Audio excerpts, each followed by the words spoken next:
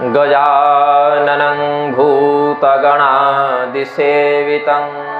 कपित्थजम्बूफलचारुभक्षणम् उमासुतं शोकविनाशकारकं नमामि विघ्नेश्वरपादपङ्कजम्। यन्मायावसवर्ति विश्वमखिलं ब्रह्मादिदेवासुरा यत्सत्त्वादमृषैव भाति सकलं रज्जौ यथा हेर्भ्रमः यत्पादप्लवमेकमेव हि भवाम्बोधैस्थितिर्षावतां वन्देऽहं तमशेषकारणपरं रामाख्यमीशं हरिम्। यस्योदये चेह जगत्प्रबुध्यते प्रवर्तते चाखिलकर्मसिद्धये ब्रह्मेन्द्रनारायणरुद्रवन्दितः स नः सदा यच्छतु मङ्गलं रविः।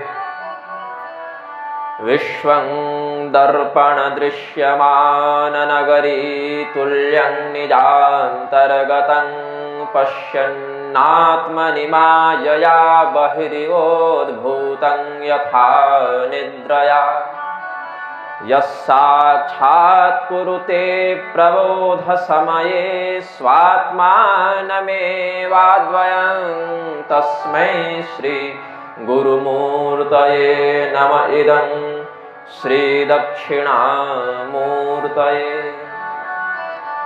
बाह्यान्तरकलामध्ये भाण्डब्रह्माण्डचारिणीं विश्यदां त्रिगुणातीतां वन्दे निग्रहकारिणीम्।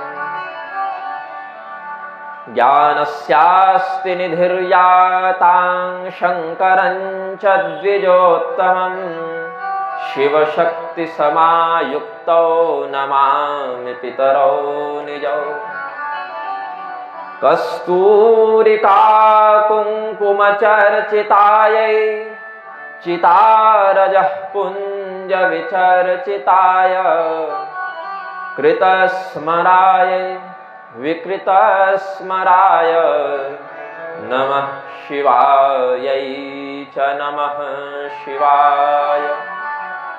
सीताराम गुणग्राम पुण्यारण्यविहारिणौ वन्दे विशुद्धविज्ञानौ कवीश्वर कपीश्वरौ।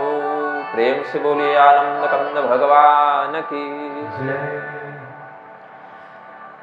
रामं विश्वमयं वन्दे रामं वन्दे रघूद्वहं रामं विप्रवरं वन्दे रामं श्यामाग्रजं भजे। हम इस व्याख्यान सत्र को प्रारंभ करने से पूर्व राम नाम से प्रसिद्ध चार तत्वों का अभिवादन करते हैं, चार तत्वों को प्रणाम करते हैं जिन्हें धर्मशास्त्रों ने राम इस शब्द से संबोधित किया। उस अव्यक्त परब्रह्म जिसके अंदर सभी योगियों का चित्त रमण करता रहता है, ऐसे परब्रह्म तत्व राम को हम प्रणाम करते हैं। वही परब्रह्म तत्व राजा दशरथ के पुत्र के रूप में रघुकुल शिरोमणि बनकर जब अवतरित हुए तो दशरथ पुत्र श्री राम को हम प्रणाम करते हैं। भृगुवंश में महर्षि जमदग्नि के पुत्र के रूप में जब वे अवतरित हुए तो उसी परब्रह्म को परशुराम इस शब्द से संबोधित करके हम प्रणाम करते हैं। और यदुवंश में वसुदेव जी के माध्यम से पुनः वही परब्रह्म जब अवतरित हुए तो भगवान श्री कृष्ण के बड़े भाई बलराम के रूप में हम उन्हें प्रणाम करते हैं। प्रस्तुत कार्यक्रम का जो समय व्यवस्थापन आप लोगों ने किया है वो मेरी मानवीय बुद्धि की सीमा के परे है, क्योंकि दिनांक और समय जो हमारी जानकारी में था और व्यवहार जगत में जो दृष्ट हो रहा है उसमें थोड़ी विसंगति देखने को मिलती है। आशा करते हैं कि अब यह प्रवचन अंततः प्रारंभ हो गया है तो प्रतिदिन निश्चित समय पर चलेगा, क्योंकि मुझे आए हुए 3 दिन हो गए हैं और 3 दिन में यह प्रथम श्लोक हमने यहां से उच्चरित किया। अध्यात्म रामायण ऐसे तो देखें लघुकाय ग्रंथ है, बहुत विस्तृत कलेवर इसका भौतिक प्रारूप में नहीं देखने को मिलता। लगभग 66 अध्यायों का ही यह ग्रंथ है और संस्कृत निष्ठ व्यक्ति यदि चाहे तो एक ही बार एक ही आसन पर पूरे रामायण का पाठ भी कर सकते हैं। लेकिन इस रामायण के रचयिता महर्षि वेदव्यास जी हैं। महर्षि कृष्णद्वैपायन वेदव्यास जी ने अध्यात्म रामायण का लेखन किया है। वैसे देखें महर्षि बुध कौशिक मुनि के मत को चरितं रघुनाथस्य शतकोटि प्रविस्तरम् एकैकमक्षरं पुंसां महापातकनाशनम्। भगवान श्री रामचंद्र जी का चरित्र शतकोटि प्रविस्तर बताया गया। सैकड़ों करोड़ श्लोकों में भी इसका समापन नहीं किया जा सकता। महर्षि वाल्मीकि को माध्यम बनाकर भगवान ने श्री राम कथा को सर्वप्रथम इस पृथ्वी पर प्रकाशित करवाया। शतकोटि प्रविस्तर रामायण का जब लोगों ने पाठ सुना, गान सुना, इतने मुग्ध हो गए, इतने मोहित हो गए कि कहा ये रामायण हमें दे दो, ये रामायण हमें दे दो। उस रामायण को ग्रहण करने के लिए देवताओं में, मनुष्यों में, असुरों में, ऋषि महर्षियों में युद्ध होने लगा और उसी युद्ध के मध्य शतकोटि प्रविस्तर रामायण का भाग छिन्न भिन्न होने लगा।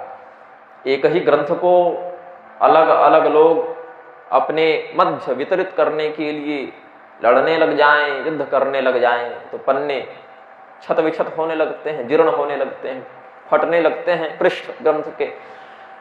तो सभी लोगों ने विचार किया कि ऐसे तो श्री राम कथा की अवमानना हो जाएगी, छीना झपटी तो बुद्धिमान का लक्षण नहीं है। तो सभी लोगों ने मिलकर भगवान शिव से, भगवान महादेव से यह निवेदन किया कि आप ही श्री राम कथा का विभाजन कर दें। तो भगवान शिव ने, यद्यपि भगवान श्री रामचंद्र जी का चरित्र एकैकमक्षरं पुंसां महापातकनाशनम, एक एक अक्षर भी बड़े से बड़े पातक को नष्ट कर देता है, किंतु फिर भी यह क्या किया शिव जी ने, समान विभाजन करने का निर्णय लिया कि चलो ठीक है, तीनों लोकों में हम समान विभाजन करेंगे। तो 100 करोड़ श्लोकों में जो रामायण विभक्त थी, विस्तृत थी, उसको 33 करोड़ में बांट दिया। 1 करोड़ बच गए तो शिव जी ने कहा भैया ये 1 करोड़ हम रख लेते हैं, हमने परिश्रम किया है, तुम्हारे झगड़े को हमने सुलझाया है, तो 1 करोड़ हमें दे दो, 1 करोड़ श्लोकों वाली रामकथा हमें दे दो। कहा महाराज आप वैरागी हैं, योगी हैं, कैलाश पर रहते हैं, 1 करोड़ भी आपके लिए बहुत अधिक है, अभी तो ये 1 करोड़ भी विभाजित हो सकता है। भगवान शिव ने कहा अच्छा चलो ठीक है, 33 लाख में बांट दिए। बोले 1 लाख तो हमें दे दो। बोले महाराज 1 लाख समझ रहे हैं, 1 लाख में कितने श्लोक होंगे भाई, 1 लाख श्लोकों का ग्रंथ कितना बड़ा होगा, इसको थोड़ा और बांटिए। भगवान श्री महादेव जी ने फिर 1000 में बांटना शुरू किया तो 1000 बच गए। 1000 में फिर बांट दिया, 333 का समूह बना दिया तो 1 श्लोक बच गया। बोले 1 श्लोक तो हमें दे दो, 100 करोड़ों के विभाजन के बाद विभाजक को अपना भी तो कुछ मानदेय मिलना चाहिए, मानद के रूप में 1 श्लोक दे दो। बोले महाराज ये 1 श्लोक क्या बच गया, राम रामेति रामेति रमे रामे मनोरमे सहस्र नाम तत्तुल्यं राम नाम वरानने। पार्वती जी को कहा भगवान महादेव ने कि देखो देवी यही 1 श्लोक बच गया है, राम राम राम, यही सहस्र के बराबर है, हम इसको रख लेते हैं। तो लोकत्रयी के निवासी जनों ने भगवती से निवेदन किया कि मैया इसमें भी 32 अक्षर हैं, इस श्लोक में शिव जी 32 अक्षर का क्या करेंगे, इसमें भी थोड़ा विभाजन हो सकता है। तो भगवती ने कहा कि बालक चाहते हैं कि इस श्लोक को भी विभाजित किया जाए, इसमें 32 अक्षर हैं, तो 10-10 अक्षर तो बांट दिए, बचा 2 ही अक्षर राम। अब शिव जी ने देखा कि ये इस राम शब्द में भी कुछ अपना हिस्सा चाहते हैं, तो बोले अब विभाजन राम का तो नहीं होगा, तुम्हारा मस्तक का भले हो जाए, अब राम तत्व को हम विभाजित नहीं कर सकते, ये अखंड तत्व है, ये अविभाज्य तत्व है, ये अविनाशी तत्व है। और कहा कि जिस भी ऋषि के अंश में जो भी भाग गया हो उसी का आश्रय लेकर अपने अपने नाम से इसका संरक्षण करो, इसका विस्तार करो। तो वेदव्यास जी के अधिकार में जो भाग आया उसमें जिस शैली में श्री राम कथा का वर्णन किया गया है उसी को हम अध्यात्म रामायण के नाम से जानते हैं। ये विभाजन की कथा आनंद रामायण में वर्णित है। अब थोड़ा बृहद्धर्म पुराण की कथा का आश्रय लेकर कुछ उपोद्घात का वर्णन करते हैं। वेदव्यास जी के हृदय में यह विचार आया कि हमारे पास जो श्री राम कथा से उपलब्ध हुई, हम उसका लेखन करके उसको अपनी शैली में वर्णित करके सुरक्षित कर दें, अपने शिष्यों को पढ़ाएं। तो ब्रह्मांड पुराण के अंतर्गत व्यवस्थित करते हुए उन्होंने अध्यात्म रामायण का लेखन किया है। जैसे महाभारत के अंतर्गत श्रीमद् भगवद गीता का लेखन कर दिया, वैसे ही ब्रह्मांड पुराण के अंतर्गत अध्यात्म रामायण को व्यवस्थित किया। और बृहद्धर्म पुराण की कथा की परंपरा कहती है महर्षि वाल्मीकि ने सर्वप्रथम सर्वविस्तृत रूप से श्री राम कथा का लेखन किया था, इसीलिए वेदव्यास जी उनके ही पास जाकर इस बात की अनुमति प्राप्त करते हैं, आशीर्वाद प्राप्त करते हैं कि हम भी एक रामायण की रचना करें, क्योंकि पूर्व काल में वाल्मीकि जी ने ही सबसे पहले रामायण का लेखन किया। तो वाल्मीकि जी की कृपा हमें प्राप्त हो, आशीर्वाद हमें प्राप्त हो।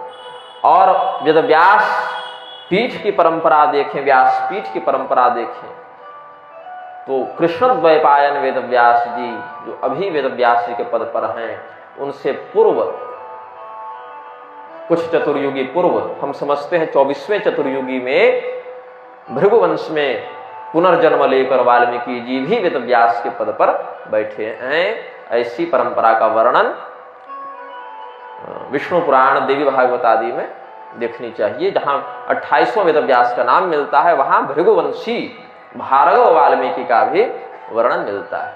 तो हमसे पहले वेदव्यास के पद पर ये बैठ चुके हैं, हमसे पहले श्री राम कथा का लेखन कर चुके हैं, इसीलिए उनकी कृपा हमें प्राप्त करनी चाहिए, उनका आशीर्वाद, उनकी सम्मति हमें प्राप्त करनी चाहिए। ऐसा समझकर जो वेदव्यास जी वाल्मीकि जी की सम्मति से अध्यात्म रामायण का लेखन करते हैं, हम उन वेदव्यास जी को, कृष्णद्वैपायन वेदव्यास जी को प्रणाम करते हैं। नमोस्तुते व्यास विशाल बुद्धे फुल्लारविन्दायतपत्र नेत्र येन त्वया भारत तैलपूर्णः प्रज्वालितो ज्ञानमय प्रदीपः। भगवान श्री रामचंद्र जी का कीर्तन करने से पहले हम भगवती सीता जी का संस्मरण करेंगे। सम्मोहन तंत्र में भगवान महादेव ने यह मर्यादा बताई है। ऐसी ही मर्यादा ब्रह्म वैवर्त पुराण आदि में भी वर्णित है। पहले मातृशक्ति का ध्यान करके फिर पिता का स्मरण करते हैं, पहले शक्ति तत्व का स्मरण करके फिर शिव तत्व का स्मरण करते हैं, पहले सीता जी का स्मरण करके तब श्री रामचंद्र जी का स्मरण करते हैं, पहले राधा तत्व का स्मरण करके फिर श्री कृष्ण तत्व का स्मरण करते हैं, पहले लक्ष्मी तत्व का स्मरण करके फिर नारायण तत्व का स्मरण करते हैं। यह मर्यादा है। यदि माता का स्मरण किए बिना पिता का स्मरण कर लिया जाए तो मातृगमन का पाप लगता है, ऐसे शास्त्र में बात बताई गई है। इसलिए राधा कृष्ण, सीता राम, गौरी शंकर, लक्ष्मी नारायण, ये सब प्रचलित शब्दावली भी हमारे पूर्वज बता कर गए कि ये नियम न भी जानो तो बोलते बोलते अभ्यास में दृढ़ हो जाए। गौर तेज का स्मरण किए बिना श्याम तेज के स्मरण का निषेध सम्मोहन तंत्र की परंपरा में भगवान शिव उपदिष्ट करते हैं। और 26 वर्ष की अवस्था अब इस जन्म में हमारे इस शरीर में रहते हुए हो गई है। अध्यात्म रामायण सुनने के लिए किसी ने जिज्ञासा व्यक्त भी नहीं की थी कि किसी को सुना सके। अब बहुत से ग्रंथ आचार्य जनों के द्वारा अधीत तो होते हैं, लेकिन सुनना कोई चाहे तब तो सुनाए। तो आप लोगों का भी सौभाग्य है कि जो रामायण अब सनातन धर्म के अनुयायी भूलते जा रहे हैं, जिनका नाम भी बड़ा दुर्लभ हो गया है, ऐसे रामायणों का भी आप अनुष्ठान करवा रहे हैं, सुन रहे हैं। तो ये एक अच्छी बात है, हम इसका समादर करते हैं। यह भाव आपका और भी वृद्धि को प्राप्त हो, ऐसी हम शुभाशंसा व्यक्त करते हैं। इच्छा ज्ञान क्रिया शक्ति त्रयं यद्भाव साधनं तद्ब्रह्म सत्ता सामान्यं सीता तत्वमुपास्महे। भगवान ब्रह्मदेव सीतोपनिषद में वर्णन करते हैं परब्रह्म के 3 प्रारूप, क्रियात्मक प्रारूप परब्रह्म के अभिव्यक्ति से जाने जाते हैं। परब्रह्म ने जब इस सृष्टि की रचना की तो सृजनात्मक रूप से हमने उनका अनुभव किया, और स्वयं यह सृष्टि अपने आप को धारण करने में समर्थ नहीं थी, तो स्थिति शक्ति के रूप में वह परब्रह्म इसमें प्रविष्ट हो गए। तो स्थिति के रूप में उनका हम अनुभव करते हैं, और स्वयं ही अपने द्वारा निर्मित और अपने द्वारा संचालित इस सृष्टि का जब वे संहार करते हैं तो प्रलय रूप में फिर उनका अनुभव हम करते हैं। इन तीनों क्रियाओं को करने वाला ब्रह्म वस्तुतः है तो अक्रिय, करता कुछ नहीं, लेकिन जैसे सूर्य के ताप से हमारे शरीर में पसीने की रचना स्वयं दिख जाती है, उसमें सूर्य को या हमारे शरीर को कोई अलग से परिश्रम का बोध नहीं होता, वो स्वभावतः घटना घटित हो जाती है। ऐसे ब्रह्म और प्रकृति के संयोग से, सामान्य संयोग मात्र से सृष्टि स्थिति प्रलय की घटना घटित हो जाती है। इच्छा शक्ति से रचना, ज्ञान शक्ति से स्थिति और क्रिया शक्ति से संहार, ये जो परब्रह्म के सामान्य सत्तात्मक प्रारूप में घटित करा देती हैं, ऐसी भगवती सीता की हम वंदना करते हैं। भगवान श्री रामचंद्र जी का भी संस्मरण करते हैं। दक्षिणे लक्ष्मणो यस्य वामे च जनकात्मजा पुरतो मारुतिर्यस्य तं वंदे रघुनंदनम। भगवान श्री रामचंद्र जी के दाहिनी ओर लक्ष्मण जी विराजमान है। अगस्त संहिता का वचन है कि भगवान श्री रामचंद्र जी और लक्ष्मण जी में भेद नहीं देखना चाहिए। एक ही परब्रह्म 2 स्वरूपों में श्री राम लक्ष्मण प्रारूप में अवतरित हुए हैं। भगवान श्री रामचंद्र जी मर्यादा को पहले रखते हैं, लीला को पीछे रखते हैं, और लक्ष्मण जी लीला को पहले रखते हैं, मर्यादा को पीछे रखते हैं। उन्होंने देखा कि अरे हमारे भैया श्री रामचंद्र जी को राज्य बहिष्कृत करके ये जंगल भेजने का षड्यंत्र किया जा रहा है, तो बोले कि पिताजी को ही जेल में डाल देते हैं। तो यह मर्यादा पीछे हो गई, लीला आगे हो गई, और भगवान ने कहा कि नहीं, पिताजी के वचन का समादर करते हुए हमें वन भी राज्य के ही समान प्रतीत होता है, इसीलिए हमारे लिए महल और जंगल में कोई भेद नहीं है। प्रसन्नतायां नगताभिषेकतस्तथा न ममले वनवास दुःखतः। अपने अभिषेक का, राज्याभिषेक का समाचार सुनकर भगवान को कोई हर्ष नहीं हुआ, और अपने वनगमन का समाचार सुनकर कोई क्लेश भी नहीं हुआ। उन्होंने मर्यादा को पहले रखा और लीला को उन्होंने पीछे रखा है। तो यही क्रियाभेद ही इनके स्वरूप भेद का कारण है, तत्वतः कोई भेद नहीं समझना चाहिए। ऐसा अगस्त मुनि ने अगस्त संहिता में सुतीक्ष्ण जी को बताया है, जिनके दक्षिण भाग में लक्ष्मण जी और वाम भाग में भगवती सीता विराजमान है। सामने कैंकर्य भाव का प्रदर्शन करते हुए श्री हनुमान जी विराजमान है। ऐसे परब्रह्म श्री रामचंद्र जी को हम प्रणाम करते हैं। हनुमान जी का संस्मरण करें। उल्लंघ्य सिंधो सलिलं सलीलं यशोकवह्निं जनकात्मजाया आदाय तेनैव ददाह लङ्कां नमामि तं प्राञ्जलिराञ्जनेयम्। पराशर संहिता में महर्षि पराशर जी ने मैत्रेय जी को जो वानर गीता सुनाई है, वानरों के द्वारा भगवान हनुमान जी की बड़ी स्तुति की गई। तो वानरों ने यह भाव व्यक्त किया है, वहां का है पराशर संहिता में पराशर जी ने मैत्रेय जी को जो वानर गीता सुनाई है, यही वानर गीता अगस्त जी ने इंद्र इत्यादि को भी सुनाई है। उसमें वानरों ने स्तुति की है। जब भगवती सीता जी की खोज में हम निकले थे, जहां तक हमारी गति थी हमने प्रयास किया खोज लें, जहां तक हम जा सकते थे वहां तक हमने भगवती सीता जी की खोज का प्रयत्न किया, किंतु पहुंच गए सागर तट पर और यहां आकर यह बोध हुआ कि इसके आगे हमारी गति नहीं है।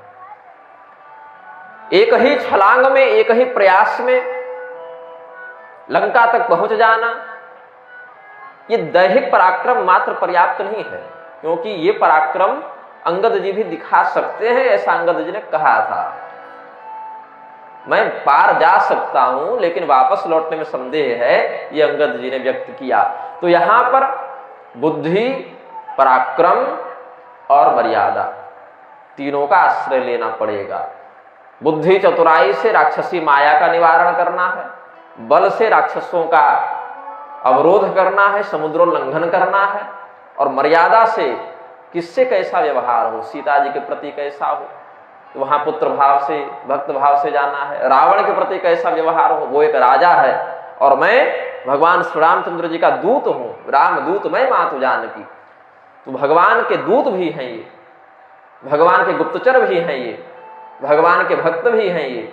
तो दूत के कर्म में क्या मर्यादा होनी चाहिए, गुप्तचर के कर्म में क्या मर्यादा होनी चाहिए, भक्त के कर्म में क्या मर्यादा होनी चाहिए, इन सभी बातों का अद्भुत समन्वय श्री हनुमान जी के व्यक्तित्व में देखने को मिलता है। तो जिस समय हम सभी वानर बड़े हताश हो गए, बड़े चिंतित हो गए, अवसादग्रस्त हो गए कि इतने विशाल शतयोजन प्रविस्तर समुद्र का लंघन करके लंका जाना और वहां सीता जी का पता लग भी जाए तो बिना भगवान की कीर्ति को धूमिल किए सुरक्षित वापस भी आ जाना, ये कौन करे। उल्लंघ्य सिंधो सलिलं सलीलम, उस समय हनुमान जी ने लीला पूर्वक, कोई परिश्रम नहीं, कोई मेहनत नहीं, कोई भाग दौड़ नानुकुर करके नहीं, टाल मटोल करके नहीं, सलीलम लीला पूर्वक जिन्होंने इस सलिल को, ह्रस्व और दीर्घ का भेद है, अलंकारिक श्लोक है, लीला पूर्वक सलील होकर जिन्होंने इस सलिल को लांघ दिया। और लांघ कर क्या किया,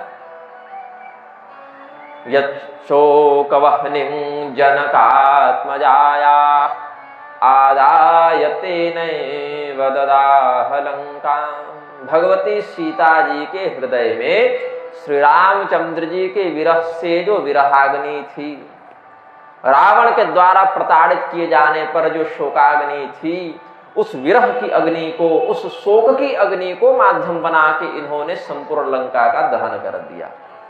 ये लंका कोई सामान्य नगरी नहीं थी, रावण की नगरी थी लंका, और रावण कोई सामान्य असुर नहीं था, देव मर्दक असुर था, देवताओं पर आधिपत्य करने वाला असुर था। उसकी इच्छा के बिना अग्निदेव में सामर्थ्य नहीं था कि लंका को जला दें, क्योंकि अग्नि के अभिमानी तत्व देवता जो हैं, अग्नि तत्व के अभिमानी देवता रावण के वशीभूत हो चुके थे।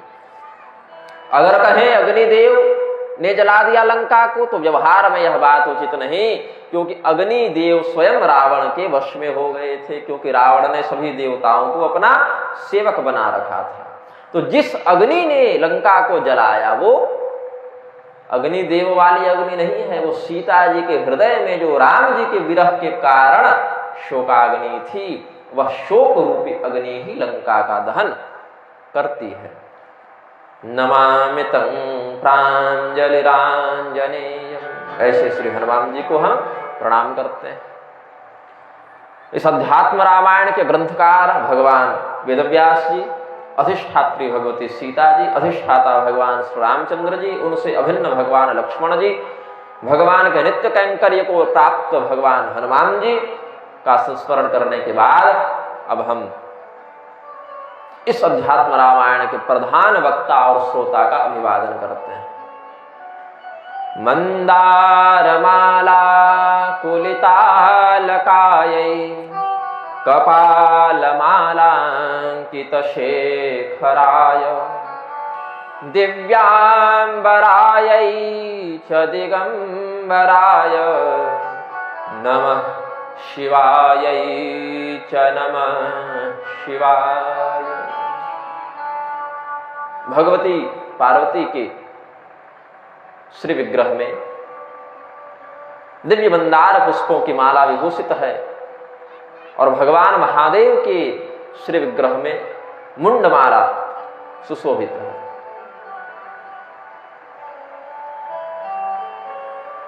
भगवती पार्वती जी ने दिव्य दिव्य सुंदर अलौकिक देव दुर्लभ वस्त्र और आभूषण को धारण किए हुए हैं। भगवान शिव वेद मर्यादा रूपी वस्त्र को ही धारण करते हैं ब्रह्मांड पुराण के ही अनुसार, इसीलिए बाहर से उनका वस्त्र दिखता नहीं तो लोग समझ लेते हैं ये निर्वस्त्र हैं। वस्तुतः वेद की मर्यादा ही जो सभी दिशाओं में अनंत रूप से व्याप्त है वही उनका वस्त्र है, ऐसा भगवान ने स्वयं स्पष्ट किया। और जो लोग वेद मर्यादा का उल्लंघन करते हैं, वेद मर्यादा का तिरस्कार करते हैं, ऐसे लोग बाहर से कितने भी सुंदर वस्त्र पहन लें तत्व दृष्टि में उन्हें नग्न ही कहा जाएगा। तो तात्विक रूप से वेद मर्यादा रूपी वस्त्रावृत और बाह्य लौकिक दृष्टि से दिगंबर स्वरूप को धारण करने वाले भगवान महादेव इस ग्रंथ के वक्ता और भगवती पार्वती जो इस ग्रंथ की श्रोत्री हैं उनको हम प्रणाम करते हुए इस अध्यात्म रामायण का व्याख्यान प्रारंभ करते हैं। सभी लोग अपने अपने सद्गुरुदेव का स्मरण कर लें। अप्रमेय त्रयातीत निर्मल ज्ञान मूर्तये मनोगिरांग विदुराय दक्षिणामूर्तये नमः। प्रत्यक्ष प्रमाण, अनुमान प्रमाण, शब्द प्रमाण इत्यादि से जो अतीत हैं, विलक्षण हैं, सत्वगुण, रजोगुण, तमोगुण से जो अतीत हैं, परे हैं, मल, विक्षेप, आवरण आदि से जो परे ज्ञान स्वरूपी चिन्मय है, मन के द्वारा जिनका चिंतन नहीं किया जा सकता, वाणी के द्वारा जिनका वर्णन नहीं किया जा सकता, अपितु जो मन वाणी इत्यादि तत्वों के अधिष्ठाता हैं, ऐसे ज्ञान स्वरूपी भगवान दक्षिणामूर्ति शिव को हम प्रणाम करते हुए अध्यात्म रामायण का व्याख्यान प्रारंभ करेंगे। थोड़ा आप लोग भगवत नाम संकीर्तन कर लें संक्षेप में। सीताराम सीताराम सीताराम जय सीताराम सीताराम सीताराम सीताराम जय सीताराम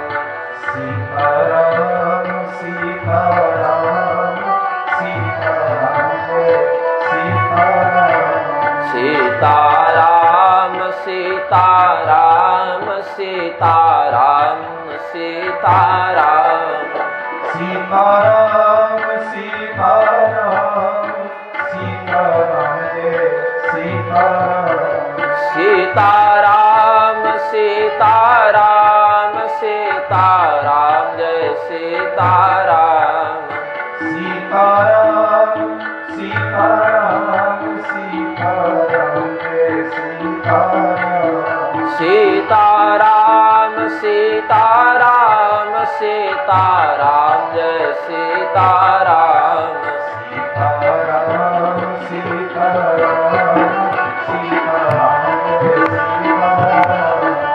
सीताराम सीताराम सीताराम जय सीताराम सीताराम सीताराम सीताराम जय सीताराम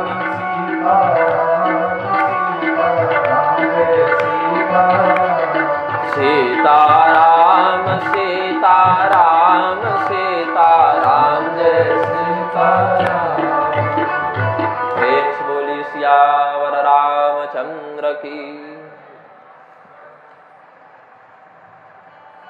भगवान श्रीमन नारायण के ऐसे तो बहुत से अवतार हैं, अनंत हैं, किसी निश्चित संख्या रूप घटना में उन अवतारों को आबद्ध नहीं किया जा सकता, किंतु एक अवतार बड़ा प्रसिद्ध है, बड़ा उपकारी स्वरूप उसमें भगवान का दिखता है, नारद अवतार।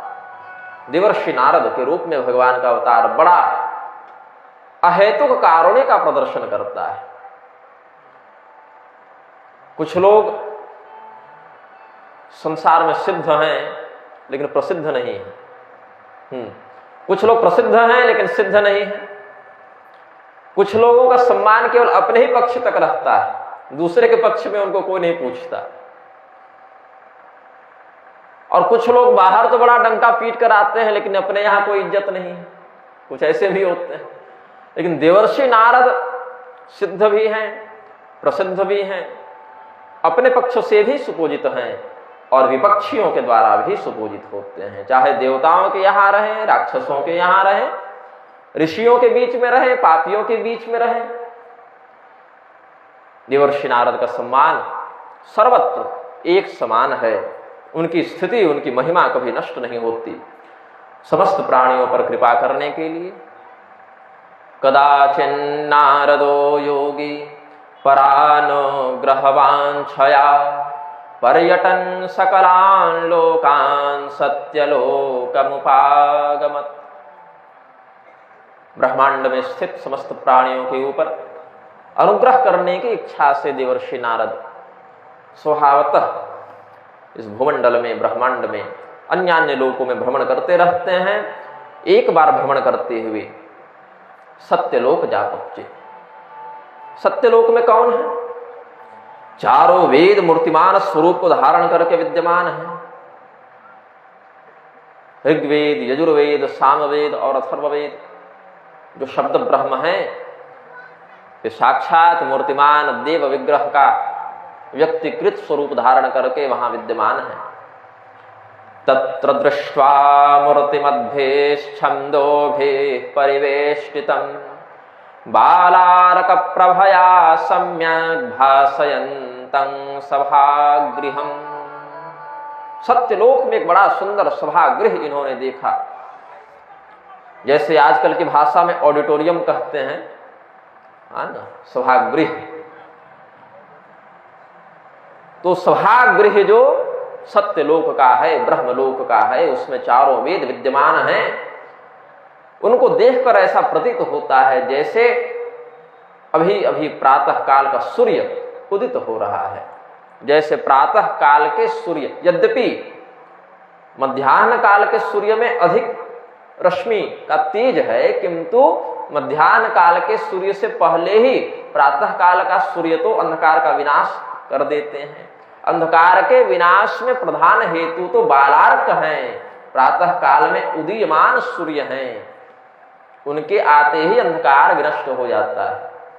तो जिनके बोध होते ही अज्ञान का नाश हो जाता है, ऐसे वेद भगवान वहां बालार्क प्रभा से युक्त हैं। उसी सभा में मार्कंडेय, वशिष्ठ इत्यादि श्रेष्ठ मुनि ब्रह्मदेव की स्तुति कर रहे हैं। ब्रह्मदेव के वाम भाग में उनके नित्य सहधर्मिणी भगवती सरस्वती ज्ञान अधिष्ठात्री विद्यमान है। मार्कंडेयादि मुनिभिः स्तूयमानं मुहुर्मुहुः सर्वार्थगोचर ज्ञानं सरस्वत्या समन्वितं चतुर्मुखं जगन्नाथं भक्ताभीष्टफलप्रदं प्रणम्य दंडवद्भक्त्या तुष्टाव मुनिपुंगवः। देवर्षि नारद ने चारों वेदों से घिरे हुए, छंदोभिः परिवेष्टितम और मार्कंडेय आदि कल्प भर की आयु को प्राप्त ऋषि महर्षियों के द्वारा मार्कंडेय आदि मुनिभिः स्तूयमानं मुहुर्मुहुः, उनके द्वारा बारंबार स्तुत, वंदित, पूजित ब्रह्मदेव को भगवती सरस्वती के साथ ब्रह्मासन पर विराजमान देखकर देवर्षि नारद ने चार मुख वाले जगन्नाथ, लोक पितामह ब्रह्मदेव और भगवती सरस्वती को अत्यंत श्रद्धा से, प्रेम से दंडवत प्रणाम किया, उनका अभिवादन किया। ब्रह्मदेव ने जब देखा कि हमारे मानस पुत्र देवर्षि नारद अत्यंत भक्ति भाव के द्वारा हमारा अभिवादन कर रहे हैं, हमें दंडवत प्रणाम कर रहे हैं, तो बड़े प्रसन्न होकर कहा। अब ब्रह्मदेव साक्षात ज्ञान के प्रवर्तक हैं, क्या धर्म है और क्या अधर्म है इसके विषय में स्पष्ट निर्णय करने का अधिकार ब्रह्मदेव को ही है। हम लोग क्या कर सकते हैं, अमुक ग्रंथ के इस प्रमाण से हम ऐसा समझते हैं, या अमुक ऋषि के अमुक दर्शन के अमुक सूत्र के आधार पर हम ऐसा समझते हैं, या हमारा यह मत है, ऐसा हम कह सकते हैं। हमें अपने द्वारा धर्म और अधर्म को पुष्ट करने के लिए किसी प्रमाण के प्रस्तुतिकरण की आवश्यकता है, किसी ऋषि के मत को सूत्र को व्यक्त करने की आवश्यकता होती है। हम अपने स्वतंत्र बल से नहीं कह सकते कि हम जो कह दें वही धर्म है और हम जो कह दें वही अधर्म है। धर्म और अधर्म के मध्य स्वतंत्र दृष्टि से निर्णय करने का अधिकार ब्रह्मदेव को है, ऐसा अन्य ग्रंथों के आश्रय से हम समझते हैं। ये भी हम अपने मन से नहीं कह रहे। भीष्म पितामह का यह मत है, ऐसा हमने बहुत पहले, जब मैं लगभग 6-7 वर्ष की अवस्था का था शरीर की दृष्टि से, तब हमने पढ़ा था, संभवतः महाभारत में पढ़ा था, जहां तक याद है। तो धर्म और अधर्म के मध्य सर्वलोक प्रवर्तक ब्रह्मदेव का वचन सर्वमान्य हो जाता है। ब्रह्मा के मुख से निकला वाक्य ब्रह्म वाक्य हो जाता है और ब्रह्म वाक्य मिथ्या नहीं होता। हाँ, कदाचित ब्रह्मदेव अगर अपने इस विशेषाधिकार का दुरुपयोग कर बैठे तब क्या होगा भाई? तो बोले इसके लिए ही तीनों की बात आई ना, ब्रह्मदेव को अकेला नहीं बैठाया गया, पूरी परिषद है त्रिदेवों की, ब्रह्मा विष्णु महेश। तो पंचमुखी ब्रह्मा का जो मुख धर्म विरुद्ध व्याख्यान कर रहा था उसका छेदन भगवान महादेव ने कर दिया। तो ब्रह्मदेव क्या हो गए? चतुर्मुखम जगन्नाथम भक्ताभीष्ट फलप्रदम। अधर्म का व्याख्यान करने वाला मुख जो ब्रह्मदेव का 5वां मुख था, वो पहले धर्म का भी व्याख्यान करता था, बाद में अधर्म का भी करने लग गया। तो शिव जी ने उस मुख को काट दिया। वही मुख बाद में अग्नि के रूप में भी परिणत हुआ, ऐसा भी अन्य ग्रंथों में वर्णन है। इसीलिए अग्नि में अच्छी चीज भी जलती है और बुरी चीज भी जलती है। सर्वभक्षी हो गए अग्निदेव, यज्ञ की आहुति को भी ग्रहण करते हैं और अंतिम संस्कार में शवों का दाहन भी करते हैं। तो धर्म और अधर्म, शुभाशुभ दोनों का समन्वय हो जाता है।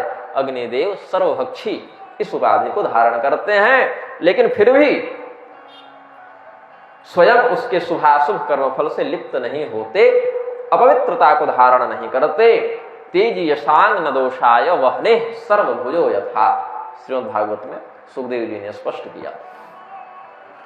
तो ब्रह्मदेव ने देखा कि हमारे पुत्र देवर्षि नारद अत्यंत भक्ति भाव से हमें प्रणाम कर रहे हैं।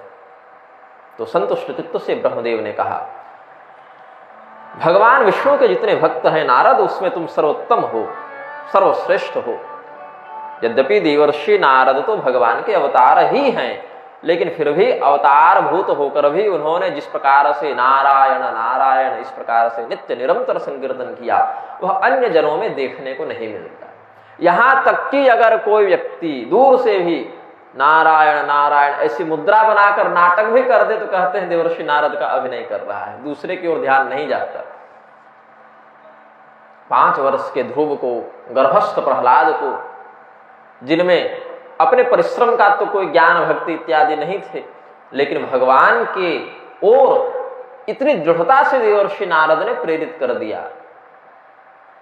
कि 5-5 वर्ष की अवस्था वाले बच्चे भी भगवान को प्राप्त कर गए और हम आप यहीं भटके पड़े। देवर्षि नारद, हम अपने उद्धार के लिए भक्ति देवी का आश्रय लेते हैं, भक्ति का आश्रय लेने का आदेश गुरुजन देते हैं, और भक्ति देवी जब कष्ट में पड़ती है तो देवर्षि नारद का आश्रय लेती है। मत चिंतामपि नाशय, देवर्षि नारद आप हमारी चिंता का भी नाश करें। कोई भी व्यक्ति धर्मशास्त्रीय विषयों में कहीं उलझता है तो अपने गुरुजनों के पास जाता है। गुरुजी उलझते हैं तो जगत गुरु जी के पास जाते हैं। अब जगत गुरु जी असली हो तो असली बात बता दें और नकली हो तो नकली बात बता दें, लेकिन जाते जगत गुरु जी के पास है। अब तो गुरु पैदा नहीं होते ना, अब सीधे जगत गुरु पैदा हो रहे हैं सब। और ब्रह्मदेव देवर्षि नारद को क्या कहे हैं? जन्मायया दुर्जया माम ब्रुवंती जगत गुरुम। जगत गुरु तो भगवान है भाई, वो तो मूर्ख लोग हैं जो भगवान की माया से मोहित होकर ब्रह्मा मुझे जगत गुरु मान बैठते हैं। लेकिन अब लोकैषणा के कारण सबको जगत गुरु ही बनना है। हालांकि लोक में भी जगत गुरु की उपाधि धारण करने की मर्यादा है, परंपरा है। शिव धर्म पुराण में, शिव धर्मोत्तर आदि में वर्णन है जगत गुरु की परिभाषा क्या होती है, अर्हता क्या होती है, परंपरा क्या है। ये सब अलग विषय है, इसीलिए हम उस पर व्याख्यान नहीं करेंगे। लेकिन कहने का भाव यह है, मनुष्य भ्रमित होकर गुरु के पास जाता, गुरु जगत गुरु के पास जाते, और समस्त जगत गुरुओं के भी परमाचार्य कौन है? भगवान वेद व्यास जी। उन्हीं के ब्रह्मसूत्र का आश्रय लेकर, चाहे अद्वैत हो चाहे द्वैत हो, सभी आचार्य अपने सिद्धांतों को सिद्ध करते हैं, पुष्ट करते हैं, प्रवर्तित करते हैं। और वेद व्यास जी को जब असंतोष हुआ था तो उनके असंतोष का नाश किसने किया? देवर्षि नारद ने। ब्रह्मदेव ने कहा, संतुष्टस्तं मुनिं प्राह स्वयंभूर्वैष्णवोत्तमं किं प्रष्टुकामस्त्वमसि तद्वदिष्यामि ते मुने। हे महर्षि, हे मुनि नारद, वैष्णवों में सर्वश्रेष्ठ उत्तम, तुम्हारे मन में कोई प्रश्न है ऐसा तुम्हारी मुखाकृति से स्पष्ट होता है। तुम्हारे हृदय में जो भी प्रश्न व्याप्त हो, तुम्हारे मन में जो भी संदेह हो, तुम खुलकर कहो, स्पष्ट होकर अपनी बात रखो। क्या जानना चाहते हो? जो भी जानना चाहोगे मैं वह बताऊंगा, तद वदिष्यामि, मैं बताऊंगा। ऐसा जब आश्वासन ब्रह्मदेव ने दिया, वरद मुद्रा का प्रदर्शन किया, वरदान देने के लिए तत्पर हुए, ज्ञान का वरदान देने के लिए। तो देवर्षि नारद ने ये नहीं कहा कि ये वीणा पुरानी हो गई, नई वाली दिला दीजिए पिताजी, बड़ा भटकते भटकते थक गए हैं, एक घर बना दीजिए पिताजी, आप तो पूरे संसार को बनाने वाले हैं, इतने दिन अकेले रहे, मेरा विवाह करा दीजिए पिताजी। नहीं, देवर्षि नारद हमारे लिए मांगते हैं, अपने लिए नहीं। अपने लिए मांगे तो फिर संत नहीं है। अपने लिए मांगने की इच्छा कामना शेष रह गई तो संतत्व में कोई कमी है अभी, ऐसा समझना चाहिए। अपने लिए तो पशु भी याचना करता है, कुत्ता भी दरवाजे पर आता है तो रोटी के लिए आशा देखता है। अपने लिए, अपने सुख की कामना पशु भी करते हैं। जो दूसरे के सुख की कामना करने में तत्पर हो, उसमें संतत्व विद्यमान है, उसमें साधुता विद्यमान है, उसमें सज्जनता का लक्षण स्पष्ट है, ऐसा समझना चाहिए। इत्याकर्ण वचस्तस्य मुनिर्ब्रह्माणमब्रवीत् तत्तः श्रुतं मया सर्वं पूर्वमेव शुभाशुभम्। देवर्षि नारद ने कहा कि ब्रह्मदेव, आपके ही आशीर्वाद से, आपकी ही कृपा से हमने धर्म अधर्म शुभ अशुभ इन विषयों में लगभग सब जान लिया है, सब सुन लिया है। ऐसा तो कुछ अलग से नहीं है कि हम जानने के लिए आए हों। ऐसी तो कोई बात नहीं कि कहीं कोई विषय में मन फंस गया हो और हमें उसका ज्ञान अच्छे से न हो। ऐसा तो मुझे नहीं है कोई संदेह, क्योंकि आपके ही द्वारा पहले हमें धर्मशास्त्रों का विधिवत अध्ययन करा दिया गया है। आपकी कृपा से हमने धर्म और अधर्म का, अच्छे बुरे का, शुभ और अशुभ कर्मों का तत्वतः वर्णन श्रवण कर लिया है। लेकिन एक बात मैं पूछना चाहता हूं, इदानीमेकमेवास्ति श्रोतव्यं सुरसत्तम तद रहस्यमपि ब्रूहि यदि तेनुग्रहो मयि। यदि आप मुझ पर कृपा करना चाहते हैं, यदि आपका मेरे ऊपर अनुग्रह है, तो एक रहस्य हमें आप बताएं। अब रहस्य क्या है? सर्वत्र सर्वकाल में प्रकाशन के योग्य नहीं होता।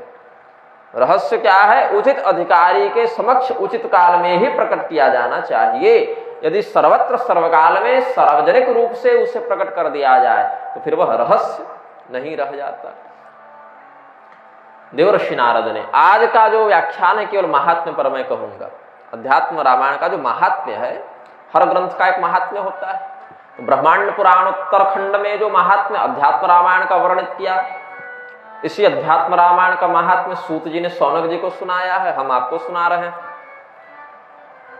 तो आज जो प्रथम दिन का जो व्याख्यान हम कर रहे हैं, अपने अनुसार प्रथम दिन का, तो अध्यात्म रामायण के महात्म्य का करेंगे और शेष 7 दिनों में सप्तकांड प्रवर्तित प्रविस्तर राम कथा का व्याख्यान करेंगे। प्रत्येक दिन एक एक कांड का व्याख्यान करते जाएंगे, तो 7 दिन में 7 कांड हो गए। और आज हम महात्म्य परक व्याख्यान करते हैं। तो देवर्षि नारद ने जिस रहस्य को जानने की जिज्ञासा व्यक्त की ब्रह्मदेव के सामने, वह क्या है, कौन सा रहस्य है? प्राप्ते कलियुगे घोरे नराः पुण्य विवर्जिता दुराचार रता सर्वे सत्यवार्ता परांगमुखा परापवाद निरता परद्रव्याभिलाषिण परस्त्री सक्त मनसः परहिंसा परायणा। पिताजी ब्रह्मदेव, हम इस भूमंडल की ओर जब देखते हैं, अब ब्रह्मलोक में तो कलयुग का प्रभाव है नहीं, ये चतुर्युगीय व्यवस्था तो कर्मयोनि में आबद्ध जीवों के लिए, भूमंडल के लिए है, ब्रह्मलोक इत्यादि में नहीं है। सत्ययुग, त्रेता युग, द्वापर युग, कलियुग, ये सब ब्रह्मलोक में नहीं है। ये सब तो पृथ्वी के धर्म हैं। तो कहते हैं देवर्षि नारद, इस पृथ्वी को जब कलियुग ने आक्रांत कर लिया तो हमने क्या देखा? नराः पुण्य विवर्जिता, मनुष्यों के हृदय से, व्यवहार से पुण्य का लोप हो गया, पुण्य का लोप हो गया। दुराचार रता सर्वे, दुराचार में सभी लोग आसक्त हो गए हैं। दुराचार का क्या अर्थ है? सदाचार से जो भटक जाए वो दुराचार है। आचार प्रभवो धर्मो धर्मस्य प्रभुरच्युतः, आचार ही प्रधान धर्म है। धर्म का लक्षण कैसे पता चलता है? आचरण से पता चलता है। और इस धर्म के स्वामी भगवान अच्युत भगवान नारायण स्वयं है। तो आचार के कई भेद होते हैं। आचार प्रभो धर्मो धर्मस्य प्रभुरच्युतः, तो आचार कैसा हो? तो कहा वेदाचार भी है। वेदों ने संपूर्ण मानवों के लिए जो व्यवस्था बताई, किंवा लोकोत्तर दृष्टि से देखें तो देवताओं के लिए भी वेदों का अनुशासन विहित है। वे भी वेद मर्यादा का अतिक्रमण नहीं कर सकते, देवता भी। तो वेदाचार जो सबों पर लागू होता है। फिर कहा देशाचार, कुछ विशेष क्षेत्रों में वह नियम लागू होता है, हर एक क्षेत्र में वह नियम लागू नहीं है। तो देशाचार हो गया। फिर कहा लोकाचार, कुछ नियम केवल उस देश में भी, कुछ विशेष लोक में व्याप्त होते हैं, कुछ विशेष जन समुदायों में व्याप्त होते हैं कुछ नियम। जाति परक भी बहुत से नियम होते हैं अपने अपने जातियों में, लोगों के विवाह इत्यादि में बहुत से ऐसे नियम होते हैं जिनका वर्णन वेद में नहीं है, लेकिन उस जाति के लोग मानते हैं। और उसके बाद लोकाचार के बाद कुलाचार, जो उसके वंश में, वंश परंपरा के अनुसार जो आचार चलता आ रहा है। तो ब्रह्मवैवर्त पुराण आदि में भगवती ने कहा, देवी भागवत इत्यादि में भी कहा कि वेदाचार, लोकाचार, ये सब में संतुलन बनाकर ही कार्य करना चाहिए। कोई ऐसा कृत्य हो जो हमारे वंश में, कुल में तो अच्छा लगे, लेकिन वेद से स्पष्ट विरोध हो जाए तो उसमें भी बड़ी सतर्कता की आवश्यकता है।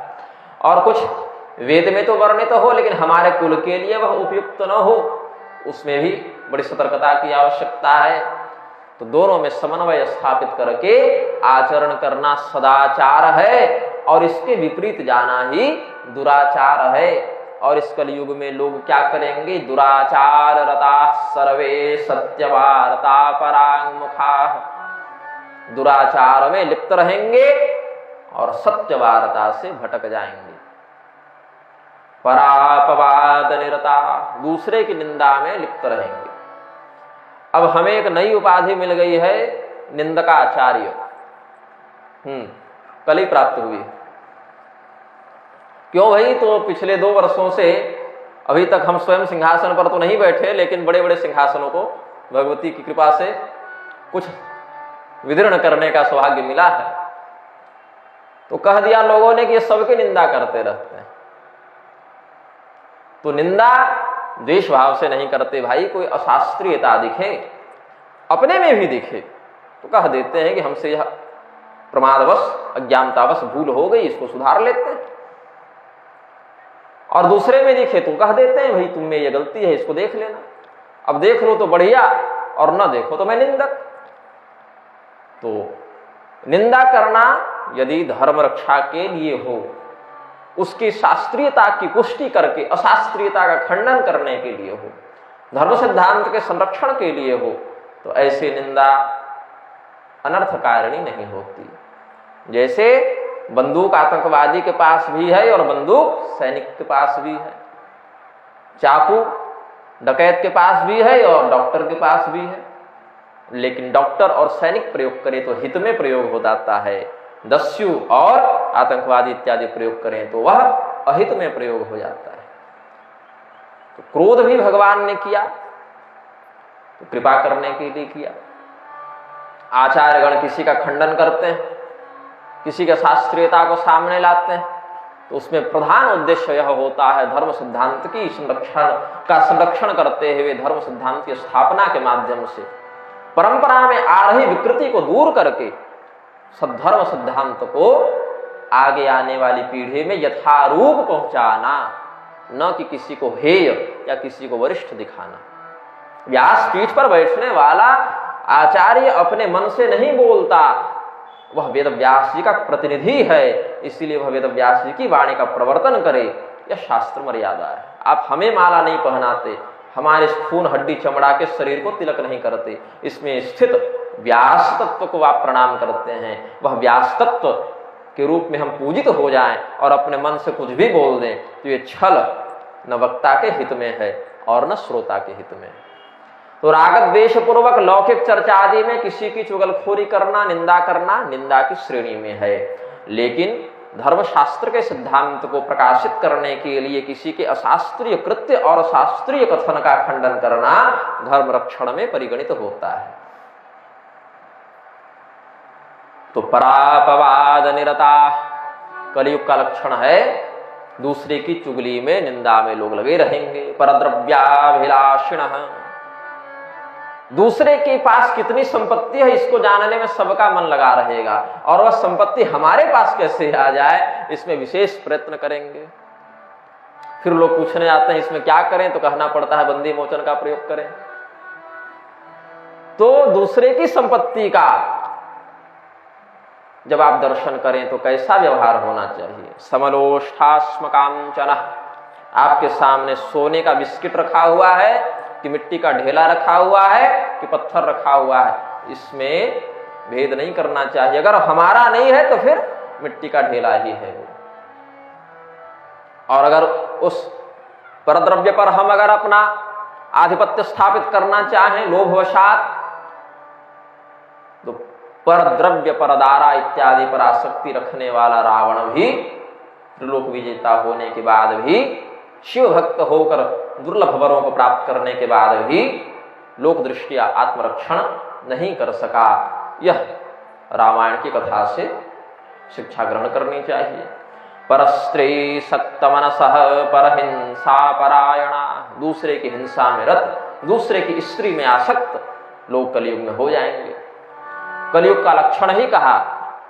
कलयुग दिखता कैसा है भाई? कलयुग का जो ध्यान, सबका ध्यान होता है, केवल देवता का ही नहीं, कलयुग का भी ध्यान है। कलयुग कैसा दिखता है? पिशाच वदन क्रूर कलिश्च कलह प्रिय वाम हस्ते धृतो शिष्ण दक्षे जिह्वां च नृत्यति। दाहिने हाथ से अपने जिह्वा को पकड़ के और बाएं हाथ से अपने लिंग को पकड़कर कलयुग पिशाच के समान क्रूर भाव से हंसता रहता है। और कलयुग में इन्हीं दो इंद्रियों की तृप्ति के लिए पूरी दुनिया पागल है। लिंग तृप्ति, यौन तृप्ति और जिह्वा तृप्ति। कहीं भी रमण कर दें और कहीं भी भक्षण कर लें, कुछ भी भक्षण कर लें। तो जिसका चरित्र दृढ़ है और आहार संशुद्ध है, ऐसे व्यक्तियों पर कलयुग का प्रभाव बहुत हद तक नहीं पड़ता। अब आप नाले के बगल में रहेंगे तो कुछ दुर्गंध भले आ जाए, लेकिन उसमें आप स्वयं तो जब तक लिप्त नहीं होंगे आपके देह में मलिनता नहीं आएगी। इसीलिए कलयुग के लक्षणों में क्या कहा? यही दो, यौन सुख और रसनेंद्रिय का सुख, यही प्रधान हो जाता है। इसीलिए कहा परस्त्री सत्तमनसः, दूसरे की स्त्री में चित्त आसक्त हो जाएगा। परहिंसा परायणा, भक्ष्या भक्ष का विचार छोड़ के हिंसात्मक वृत्तियों का लोग आश्रय लेंगे। देहात्म दृष्टयो मूढ़ा नास्तिका पशुबुद्धयः, माता पितृकृत द्वेषा स्त्री देवा काम किंकरा। भगवान श्री रामचंद्र जी के कैंकर्य को धारण करके हनुमान जी विश्व पूजित हुए, और लोग क्या करेंगे? स्त्री देवा काम किंकरा। स्त्री ही सबसे बड़ा देवता है, स्त्री की ही पूजा करो, पत्नी के अलावा कोई दूसरा बड़ा देवता नहीं, और कामदेव के अलावा कोई हमारा स्वामी नहीं है। स्त्री की भक्ति करेंगे और कामदेव के सेवक बनकर रहेंगे, अपने माता पिता इत्यादि से द्वेष करेंगे। देहात्म दृष्टयो मूढ़ा, यह शरीर ही सब कुछ है, इस शरीर के ही संपोषण के लिए हमारा जन्म हुआ है। बढ़िया से बढ़िया भोजन मिल जाए, बढ़िया से बढ़िया घर मिल जाए, बढ़िया से बढ़िया वस्त्र आदि की प्राप्ति हो जाए, चंदन सुगंध इत्र इत्यादि की प्राप्ति हो जाए, देह को सुखी रखने के लिए पंखा एसी कूलर गाड़ी सब उपलब्ध हो जाए, उतने में संपूर्ण संसार व्याप्त है। जो लोग अपने लड़का लड़की का विवाह करने के लिए कहीं रिश्ता देखते हैं, सबसे पहले क्या पूछते हैं? लड़का क्या करता है? और उत्तर में क्या मिलता है? लड़का नौकरी करता है अथवा बिजनेस करता है अथवा जो भी है। कोई ये नहीं कहता कि लड़का धर्म का पालन करता है। बाद में भी कोई नहीं पूछता। लड़का धर्म का पालन करता है, धर्मशास्त्रीय मर्यादा के अनुसार चलता है। सबको दामाद चाहिए राम जी के जैसा और बहू चाहिए सीता जी के जैसी, लेकिन कोई ये नहीं पूछता कि लड़का सदाचार का पालन करता है कि नहीं करता है।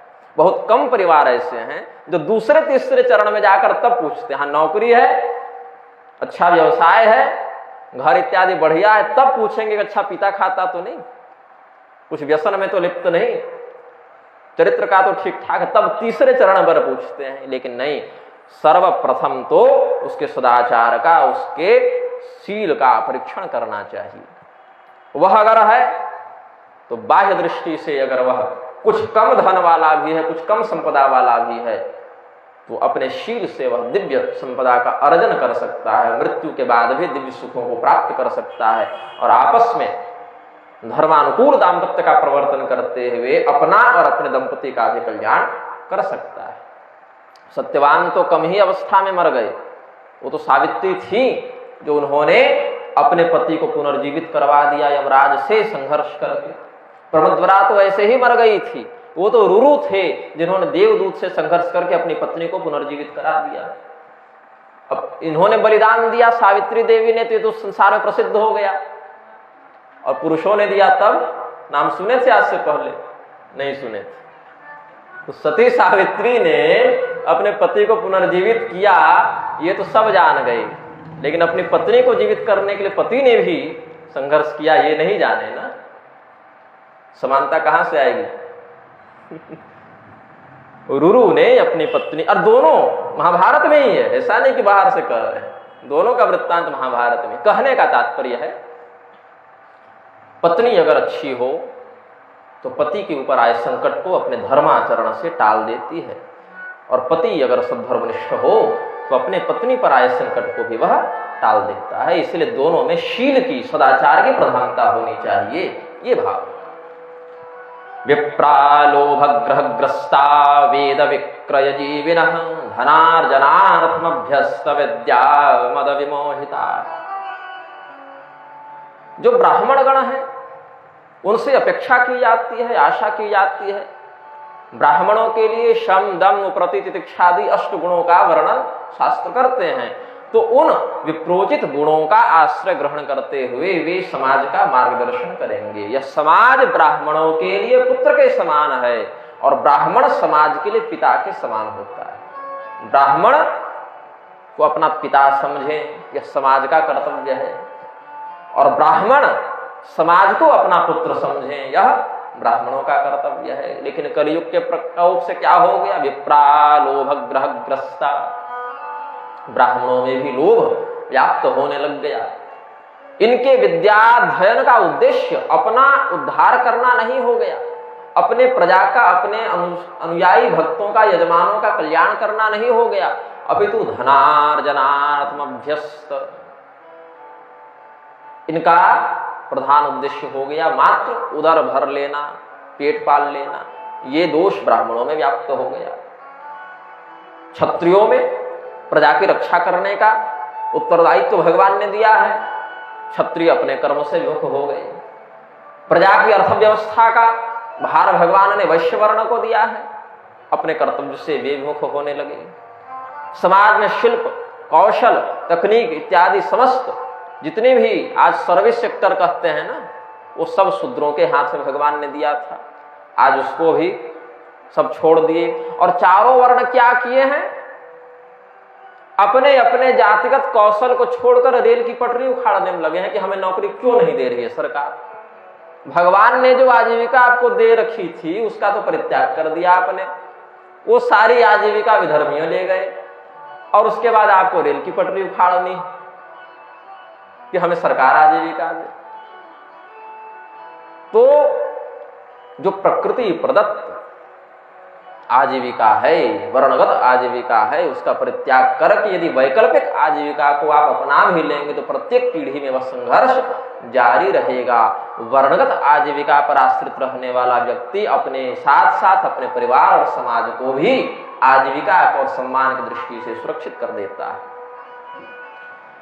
भगवान ब्रह्मदेव के समक्ष देवर्षि नारद अपनी पीड़ा को व्यक्त कर रहे हैं। त्यक्तस्वजाति कर्माण प्रायशः परवंचका क्षत्रियाश्च तथा वैश्याः स्वधर्म त्यागशीलिनः तदवच्छुद्राश्च ये केचित् ब्राह्मणाचार तत्पराः स्त्रियश्च प्रायसो भ्रष्टा भर्तृवज्ञान निर्भया। जो शूद्रगण हैं वो अपना आचार छोड़कर ब्राह्मणों के समान कर्म करने लगेंगे, व्यासपीठ आदि पर आरूढ़ होने लगेंगे। ब्राह्मण अपना कर्म छोड़कर शूद्र वृत्ति को धारण कर लेंगे, नौकरी इत्यादि में लग जाएंगे। क्षत्रिय अपना कार्य छोड़कर व्यापार में उतर जाएंगे और वैश्यवर्ण व्यापार छोड़कर आर्मी वाला फॉर्म भरते रहेंगे।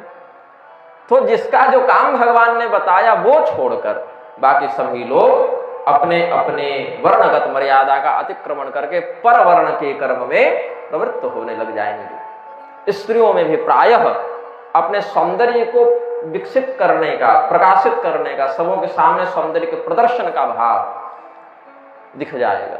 और ये दुर्भाग्य का विषय है कि जिस देश में ऐसी वीरांगना, ज्ञानिनी, उदार तत्व वाली स्त्रियां होती थी, अब सबको रील बना बनाकर नाचना है।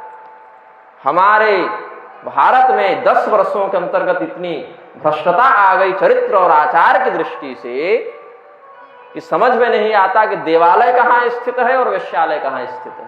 ये कलयुग का बड़ा कठोर बाहुल्य देखने को मिलता है। आज के माताओं को भी, पिताओं को भी और कन्याओं को भी अपने शील का संरक्षण, ये वो देश है, मुझे रानी का नाम याद नहीं आ रहा, राजस्थान की बात है, जब राजतंत्र था, एक व्यक्ति ने अपने विवाह के दिन अपनी साली का हाथ पकड़ लिया तो उन्होंने हाथ काट दिया उनका कि मेरे हाथ पकड़ने का अधिकार केवल मेरे पति को है, आपको नहीं। ये सम्मान अपने शील की रक्षा के लिए था। और आज स्वयं ही अंग प्रदर्शन आदि के माध्यम से लोग अपने शील को नष्ट करते जा रहे हैं, उसका विक्रय करते जा रहे हैं।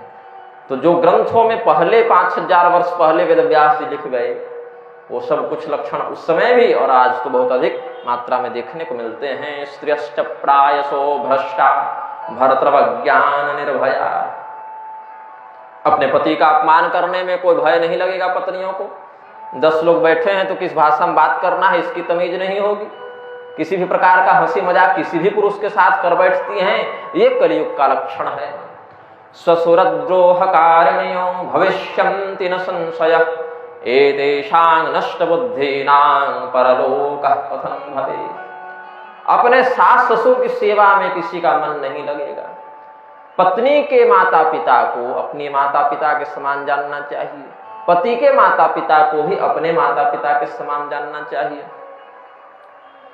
पत्नी के भाई बहन को अपने भाई बहन के समान जानना चाहिए। कितने लोग अपने साला साली को अपने भाई बहन के समान जानते हैं? नहीं। मजाक में कह दिया साली आधी घर वाली, नहीं, ये सब नहीं। तो क्या कहेंगे, देवर आधे पति परमेश्वर? नहीं कर सकते ना, तब तो युद्ध हो जाएगा, तलवारें खींच जाएंगी। नहीं होना चाहिए ऐसा।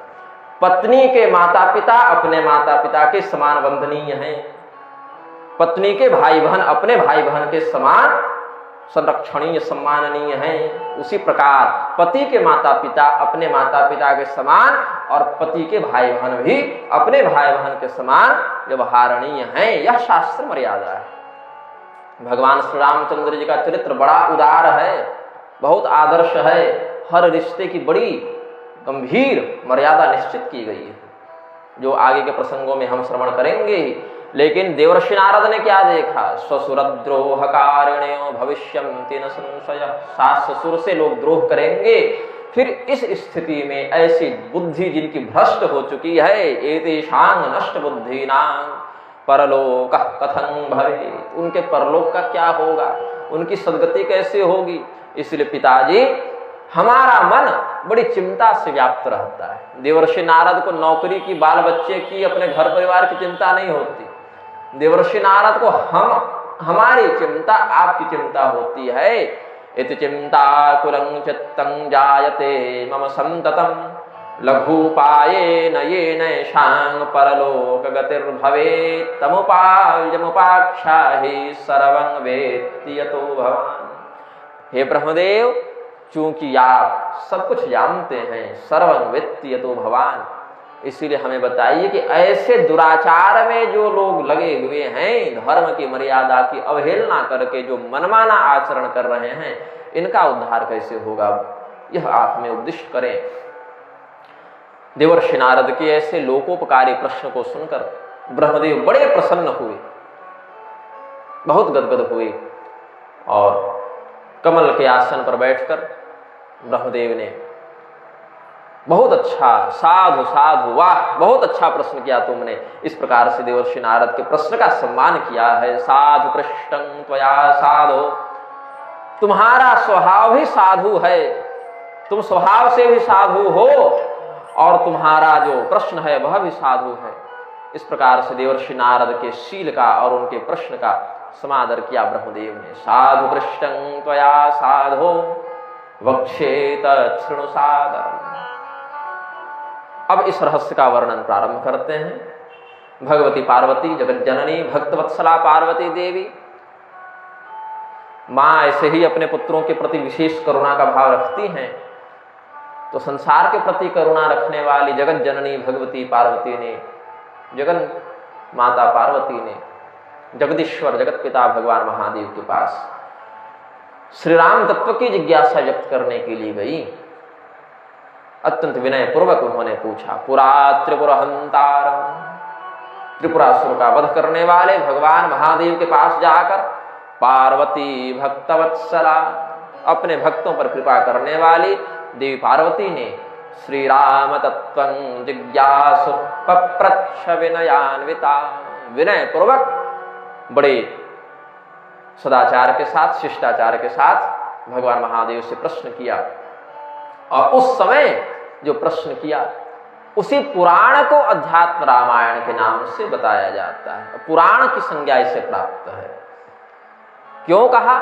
पुरा नवं नवं भवतीति पुराणम, जो बहुत प्राचीन है लेकिन बार बार नया प्रतीत हो, उसका नवीनीकरण किया जाए, उसे पुराण कहते हैं। तो वेदव्यास जी पुराण प्रवर्तक हैं। ब्रह्मांड पुराण के उत्तरखंड के अंतर्गत अध्यात्म रामायण का उन्होंने स्थान व्यवस्थित किया, इसीलिए पुराणांश होने से पुराण संज्ञा हो गई। और यह कथा बहुत प्राचीन है, फिर भी बारंबार नए के समान हम इसका व्याख्यान करते हैं, इसीलिए भी पुराण कह दिया। पुराणोत्तम अध्यात्म रामायणमिति स्मृतम्। जब भगवती पार्वती जी ने देखा अलग अलग पापों में लोग लिप्त हैं, अलग अलग प्रकार के कलुष से आक्रांत चित्त हैं, तो उनका उद्धार कैसे होगा, इस प्रकार की करुणा को हृदय में रखते हुए जिज्ञासा व्यक्त करती हैं। तत्पार्वती जगद्धात्री पूजयित्वा दिवानिशम् आलोचयन्ति स्वानंद मग्ना तिष्ठति साम्प्रतम् देवर्षि पार्वती ने जब अध्यात्म रामायण सुना था तो उनके मन में कोई शंका, कोई जिज्ञासा शेष नहीं रही। आज भी दिन रात वे इस तत्व का चिंतन करती रहती हैं, भगवान की पूजा करती रहती हैं, स्वयं जगत धात्री होकर भी श्री राम तत्व का अनुसरण करती हुई अध्यात्म रामायण के चिंतन में भगवती पार्वती लीन रहती हैं।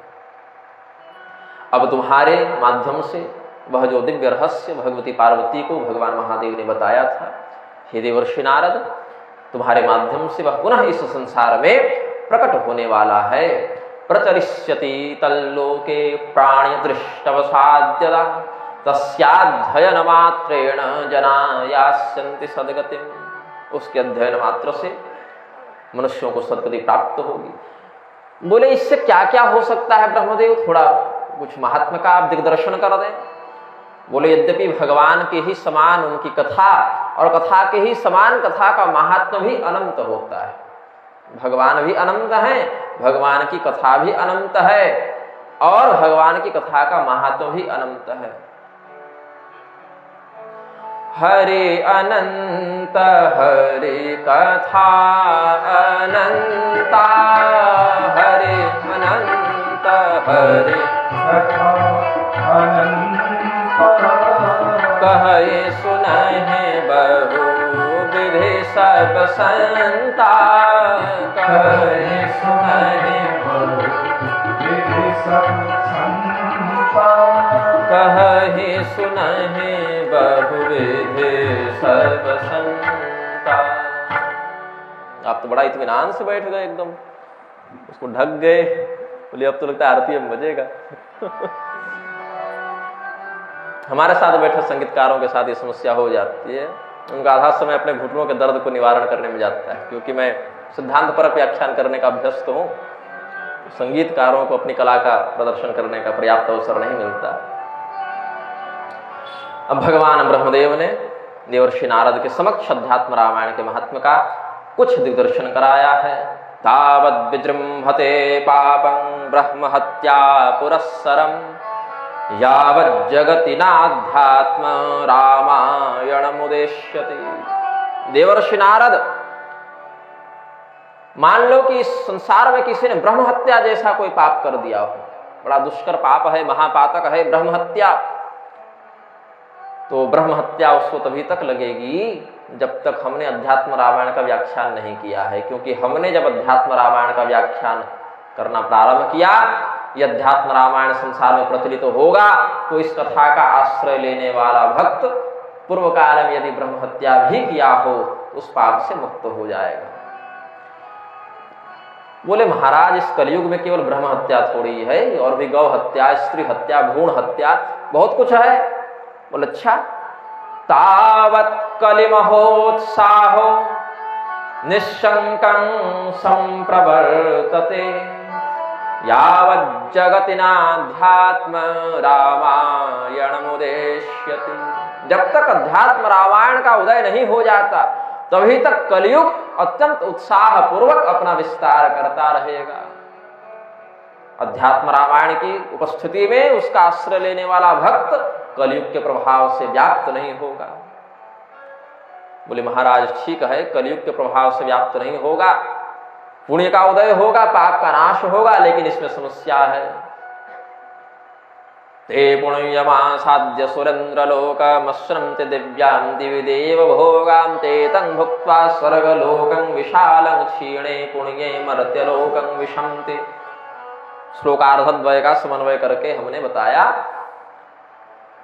पुण्य का आश्रय लेकर व्यक्ति स्वर्ग को प्राप्त करता है, इंद्र आदि के साथ मिलकर वह स्वर्ग के सुखों का उपभोग करता है, और पुण्य के नष्ट हो जाने पर पुनः इस पृथ्वी पर आ जाता है। ये समस्या है, मुक्त तो नहीं होता ना। पुण्य करके कौन मुक्त हुआ है आज तक? पुण्य करके और पाप करके मोक्ष नहीं मिलता। पुण्य करने से स्वर्ग मिलता है, पाप करने से नरक मिलता है, लेकिन पुण्य और पाप दोनों का खाता जब बंद हो जाए तब मोक्ष होता है, तब मुक्ति होती है। पुण्य भी न हो और पाप भी न हो तब मोक्ष है। अब व्यक्ति क्या करे?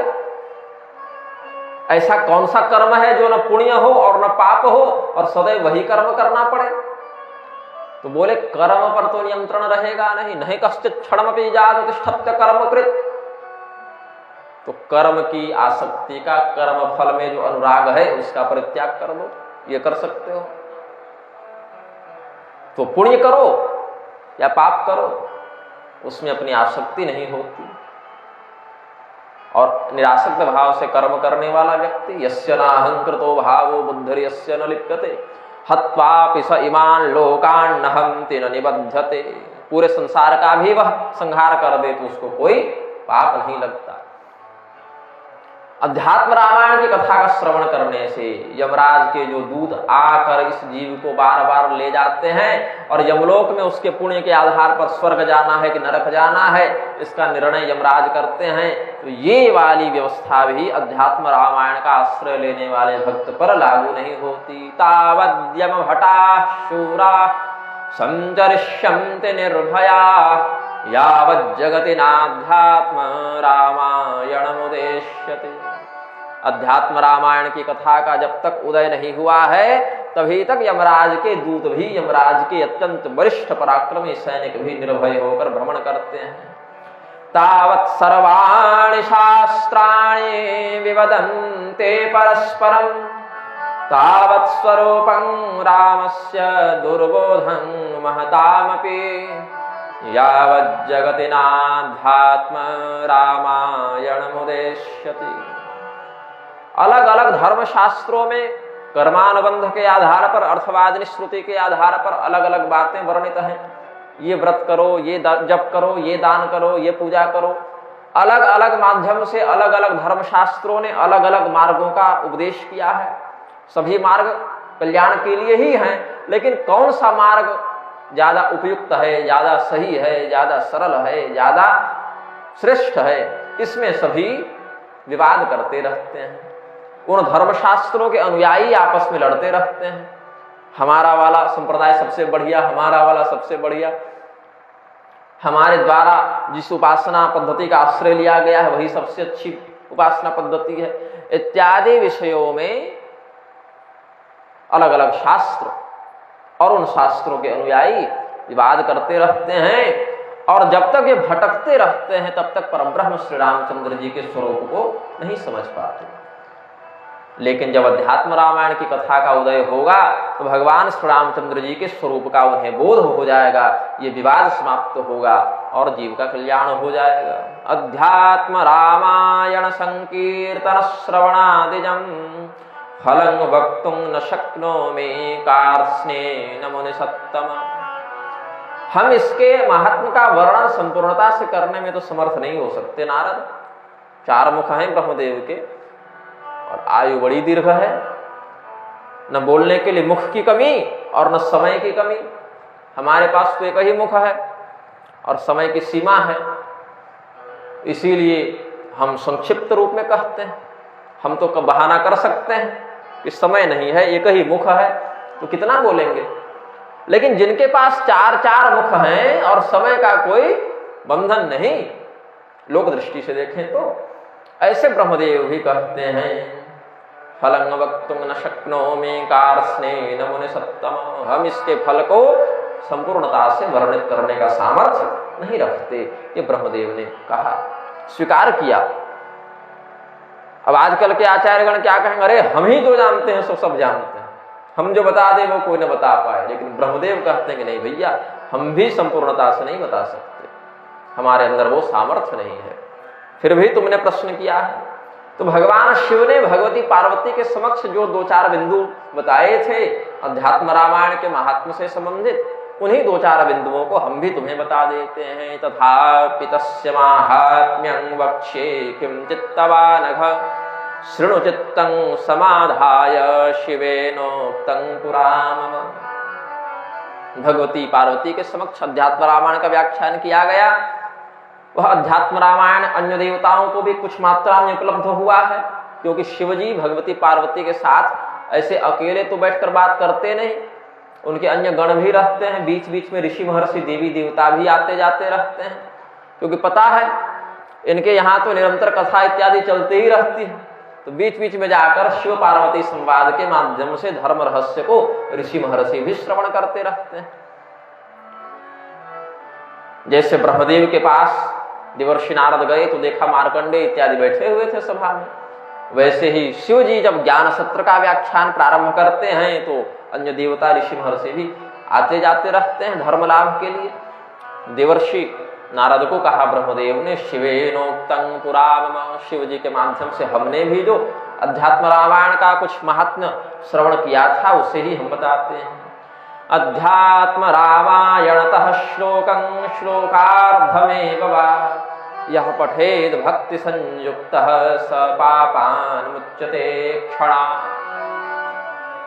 पूरे अध्यात्म रामायण का नहीं बता रहा हूं, एक श्लोक का भी कहो तो नहीं, श्लोक अथवा आधा श्लोक भी यदि कोई व्यक्ति भक्ति से युक्त होकर पढ़े तो उसी क्षण सभी पापों से मुक्त हो जाता है। अब भक्ति युक्त होना चाहिए। भगवान ने भी मर्यादा बताई है, सबको सभी ग्रंथों का उपदेश नहीं करना चाहिए। अर्जुन को गीता बता दी भगवान ने, भक्त्या त्वनन्यया, अनन्य भक्ति के कारण अर्जुन विश्वरूप दर्शन हुआ, गीता ज्ञान मिला। लेकिन सबको बांटते मत चलना। आजकल लोग गीता छपा के बांटते चलते हैं अपने अपने परंपरा के विस्तार के लिए, ऐसा नहीं है। किसको देना है, किसको नहीं देना है, क्या वह अधिकारी है कि नहीं है, इसका विचार करके ही धर्मशास्त्रों का वितरण, प्रसारण, प्रवचन किया जाना चाहिए। क्या कहते हैं भगवान, इदं ते ना तपस्काय ना भक्ताय कदाचन न च शुश्रूषवे वाच्यं न च मां योऽभ्यसूयति। ऐसे व्यक्ति को गीता ज्ञान मत देना जिसने जीवन में सदाचार, तपस्या इत्यादि का पालन न किया हो, जिसमें हमारे प्रति भक्ति न हो, प्रेम न हो। सबरी जी को नवधा भक्ति बताया ना भगवान ने, किसी भी प्रकार की 9 भक्ति में से कोई एक भक्ति भी जिसके अंदर न हो उसको भक्त नहीं कहा जा सकता। और ऐसे भक्ति से जो रहित हैं वे अभक्त हैं। अभक्तों के लिए भगवान की कथा नहीं है। अभक्त यदि देवराज इंद्र भी हो जाएं तो भगवान की कथा उन्हें नहीं दी गई। अभक्तांस्तांश्च विज्ञाय न ददौ स कथामृतम्। देवराज इंद्र भी अगर भक्ति रहित हृदय के साथ प्रस्तुत हो उन्हें कथा मत दो। अब इस्कॉन वाले गीता छाप के बांटे चल रहे हैं सबको। अब व्यक्ति गुटखा खाया है और तंबाकू मला है, उसी अशुद्ध हाथ से गीता भी पकड़ के छू लिया, तो कितना ध्यान से और भक्ति से वो गीता पढ़ेगा। आप प्रचार तो कर दिए, वो भाई अपने लिखी टीका का। तो व्यक्ति अब खड़े खड़े लोग शंका करके फिर हेलमेट लगा के बाइक में निकला था कि पहुंच गए कि भैया ये गीता लो और इस्कॉन ज्वाइन कर लो। तो ये मर्यादा खंडित तो होगी कि नहीं होगी? मैं थोड़ा कड़वा बोलता हूं, पचाने का अभ्यास बनाइएगा कल से। पाचन शक्ति जिनकी कमजोर होगी वो कथा न सुने, पचाने की क्षमता होगी तो सुनिएगा। तो भगवान की कथा अभक्त को नहीं दी जा सकती। अभक्तांस्तांश्च विज्ञाय न ददौ स कथामृतम्। सुखदेव जी ने श्रीमद् भागवत का कहाँ सुनाया? इंद्र इत्यादि को पाठ नहीं, कथा नहीं सुनाई। वही इंद्र इत्यादि जब आ गए करताल मृदंग इत्यादि लेके वाद्य यंत्रों के साथ, शरद कुमार जी जब देवर्षि नारद को सुना रहे थे तब प्रहलादस्तालधारी तरलगतितया चोद्धव कांस्यधारी वीणाधारी सुरर्षिश्वर कुशलतया राग कर्तार्जुनो भू इंद्रो वादिन मृदंगं। तो इंद्र आ गए ना, तो मृदंग लेकर जब इंद्र आए तो भक्ति पूर्वक तो कथा मिल गई। और अमृत कलश लेकर व्यापार करने आए थे, विनिमय करने आए थे, तो न ददौ स कथामृतम्, तब कथा नहीं मिली। तो जिस व्यक्ति ने जीवन में सदाचरण का, धर्माचरण का तपस्या पूर्वक आचरण न किया हो उसको कथा मत सुनाओ। अब देखिए, ऐसा तो नहीं है कि कोई आकर बैठ जाए अभक्त तो हम कह दें भाग जाओ नहीं सुनाएंगे, ऐसा भी नहीं है। लेकिन प्रधानता से जो सुनने वाला हो उसमें तो भक्ति का दर्शन होना चाहिए, तब ना सुनाए। ऐसे तो पंडाल सार्वजनिक है, कोई भी आकर बैठे, सनातन धर्म का हिस्सा न भी हो लेकिन कोई आकर बैठकर सुने तो भगा थोड़ी ही दिया जाएगा, ऐसा तो नहीं है। लेकिन फिर भी प्रधानता से जिसके मन में इस कथा को सुनने की इच्छा हो उसमें भक्ति का भी होना चाहिए, या जिसको हम सुनाने के लिए प्रस्तुत हुए हैं उसमें भक्ति का दर्शन होना चाहिए। न चा शुश्रूषवे वाच्यम। और जो नहीं सुनना चाहता उसको पकड़ के भी नहीं कह सकते कि कहाँ जा रहे हैं, बैठिए कथा सुन के जाइएगा, नहीं कह सकते। जो उठकर जा रहा है या आना ही नहीं चाहता, उसको भी नहीं रोका जा सकता है। बहुत स्थानों पर मंच संचालक, वॉलंटियर इत्यादि माइक लेकर कहते रहते हैं, पीछे पंडाल में जो लोग खड़े हैं वो आगे आकर बैठ जाएं। लोग आते ही नहीं, अभी न जाएं, प्रसाद लेकर जाएं, लोग रुकते नहीं। तो जो जा रहा है उसको रोकना भी नहीं है, जो नहीं आ रहा उसको बुलाना भी नहीं। अपने हृदय में जब तक भक्ति, अब कहलगांव में इतने लोग थोड़े हैं, बहुत लोग हैं। अब जिनके कान मनुष्य के थे, जिनके पैर मनुष्य के थे, जिनकी आंखें मनुष्य की थी, वो आ गए। और इस पृथ्वी का भार बढ़ाने के लिए पशु रूप में जो विचरण कर रहे हैं, ते मर्त्य लोके भूय भार भूता मनुष्य रूपेण मृगाश्चरन्ति, अपने अपने दिव्य धामों में एसी कूलर का आनंद ले रहे हैं। आप कथा का आनंद लीजिए। अब उनकी एसी कूलर की गारंटी तो 5 साल 10 साल में समाप्त हो जाएगी, और इनकी गारंटी क्या कहते हैं, यस्तु प्रत्यहमध्यात्म रामायणमनन्यधि यथाशक्ति वदेद भक्त्या सजीवन मुक्त उच्यते। प्रत्येक दिन अध्यात्म रामायण का भक्ति संयुक्त होकर, अनन्य चित्त होकर, अनन्य चित्त होकर जो वाचन करता है, वाचन मतलब अभी तो हम ही लोग को सौभाग्य मिल रहा है, और श्रवण में आप लोग को सौभाग्य मिल रहा है। संकीर्तन श्रवणादिजम, संकीर्तन में लोग को मिल रहा है लाभ, श्रवण में आप लोगों को मिल रहा है, वाचन में हमको मिल रहा है। उसके लिए कहा कि वह धीरे धीरे इतनी दृढ़ भक्ति को प्राप्त कर जाता है कि लोग तो मरने के बाद मुक्त होते हैं ना, ये जीते जी मुक्त हो जाता है। सजीवन मुक्त उच्यते, कहा गया कि वह जीवन शेष रह गया, वासनाएं समाप्त हो गई और शरीर को बिना छोड़े ही उसकी मुक्ति हो गई, ऐसा समझना चाहिए। न चमाम योभ्यसूयति भी भगवान ने कहा, जो भगवान से द्वेष करता है, भगवान के प्रति ईर्ष्या या घृणा का भाव रखता है, ऐसे व्यक्ति को भी हम कथा सुनाने की बात का समर्थन नहीं करते हैं। अब कुछ लोग ऐसे हैं जो किसी पूर्वकृत प्रारब्ध के वशीभूत होकर पंगबंधवधिरादय, अगस्त संहिता में कहा कि द्रौर नरक इत्यादि में दीर्घ काल के पाप को भोग कर जब पापी का पाप कुछ कम बचता है, इस पृथ्वी पर विकलांगता से ग्रस्त होकर जन्म लेता है, लंगड़े के रूप में, अंधे के रूप में, बहरे के रूप में, गूंगे के रूप में, उनका पूर्व जन्म का पाप कुछ कष्ट को प्रदर्शित करता है। तो ऐसे शारीरिक असमर्थता वाले लोग क्या करें, ये तो कीर्तन नहीं कर पाएंगे, बोल नहीं पाएंगे, बहरे हो गए तो सुन नहीं पाएंगे, गूंगे हो गए तो बोल नहीं पाएंगे। तो कह दिया कि जो असमर्थ हैं या शरीर के सारे अंग ठीक हैं लेकिन निरक्षर हो गए, अनपढ़ हो गए तो क्या पढ़ेंगे, इसलिए कह दिया यो भक्त्यार्चयते ध्यात्म रामायणमतमृतः दिने दिनेश्वमेधस्य फलं तस्य भवेन् मुने। ऐसे व्यक्तियों पर तो भगवान विशेष कृपा कर देते हैं। भाई ये बोलना चाहता लेकिन बोल पा नहीं रहा है, बोलने की क्षमता है नहीं, पढ़ना चाहता है लेकिन अक्षर बोध है नहीं, तो ऐसा व्यक्ति केवल अध्यात्म रामायण का अर्चन कर ले, ग्रंथ का पूजन कर ले, तो भी भगवान उसको प्रत्येक दिन अश्वमेध यज्ञ का फल प्रदान करते हैं। ये मर्यादा, ये शास्त्र की फलश्रुति का है।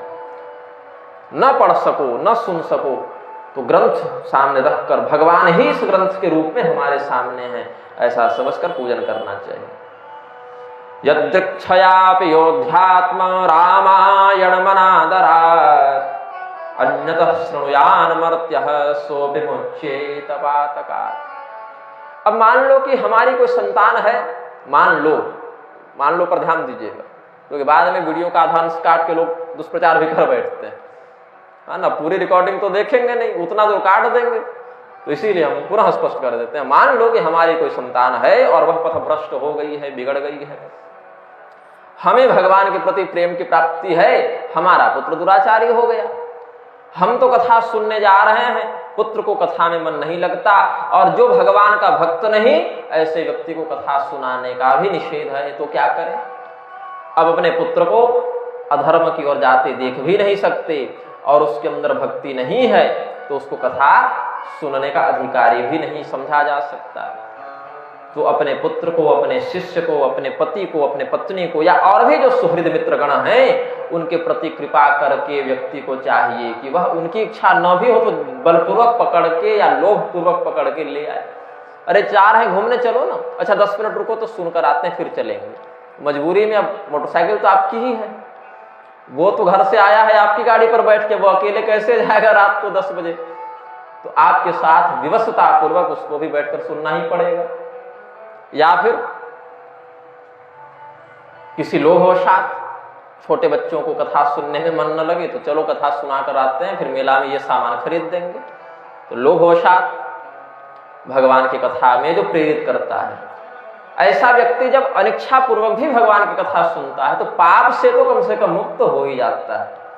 हरिर हरति पापानि दुष्ट चित्तैरपि स्मृतः अनिच्छयापि संस्पृष्टो दहत्येव हि पावकः। क्यों? अग्नि को आप जानबूझकर स्पर्श करें या अनजाने से अग्नि से आपका स्पर्श हो जाए, अग्नि का कार्य है जलाना और अग्नि जलाएगा। संस्कृत में अग्नि पुल्लिंग है इसलिए हमने, ऐसे तो हिंदी में अग्नि जलाएगी, आग जलाएगी ऐसा कह देते हैं, लेकिन आत्मा अग्नि इत्यादि व्यवहार में स्त्रीलिंग होने पर भी संस्कृत की दृष्टि से पुल्लिंग में ही प्रयुक्त हो जाते हैं। तो अग्नि का कार्य है जलाना, उसमें दाहिका शक्ति है, इसीलिए हम चाहे जानबूझकर स्पर्श करें या अनजाने हमारा स्पर्श अग्नि से हो जाए, हमें तो जलना है। वैसे जानबूझकर हम भगवान का स्मरण करें, कीर्तन करें, नाम लें अथवा अनजाने से लें, उतने अंश में भगवान का नाम हमारे पापों को नष्ट तो करेगा ही करेगा, क्योंकि पाप नाश करना भगवान नाम का स्वभाव ही है। अब कुछ व्यक्ति ऐसे हैं जो सुनना तो चाहते हैं लेकिन किसी ऐसे पारिवारिक सांसारिक प्रपंच में फंसे हुए हैं कि कथा सुनने के लिए आ नहीं सकते। हो सकता है बीमार पड़ गए हों, या हो सकता है किसी कार्य के कारण अभी इस क्षेत्र में न हो, कहीं बाहर रहते हो, पढ़ाई के कारण, नौकरी के कारण, चिकित्सा के कारण, किसी भी सांसारिक कारण से इस क्षेत्र में न हो, या क्षेत्र में हो लेकिन घर से नहीं आ सकते, कोई असमर्थता है जिस पर उनका नियंत्रण नहीं, तो क्या कहा, दूर से ही अध्यात्म रामायण को प्रणाम तो कर सकते हैं। तो दूर से ही भगवान की इस कथा को जो प्रणाम कर ले उसको भी फल मिल जाता है, उतने अंश का पुण्य उसे मिल जाता है।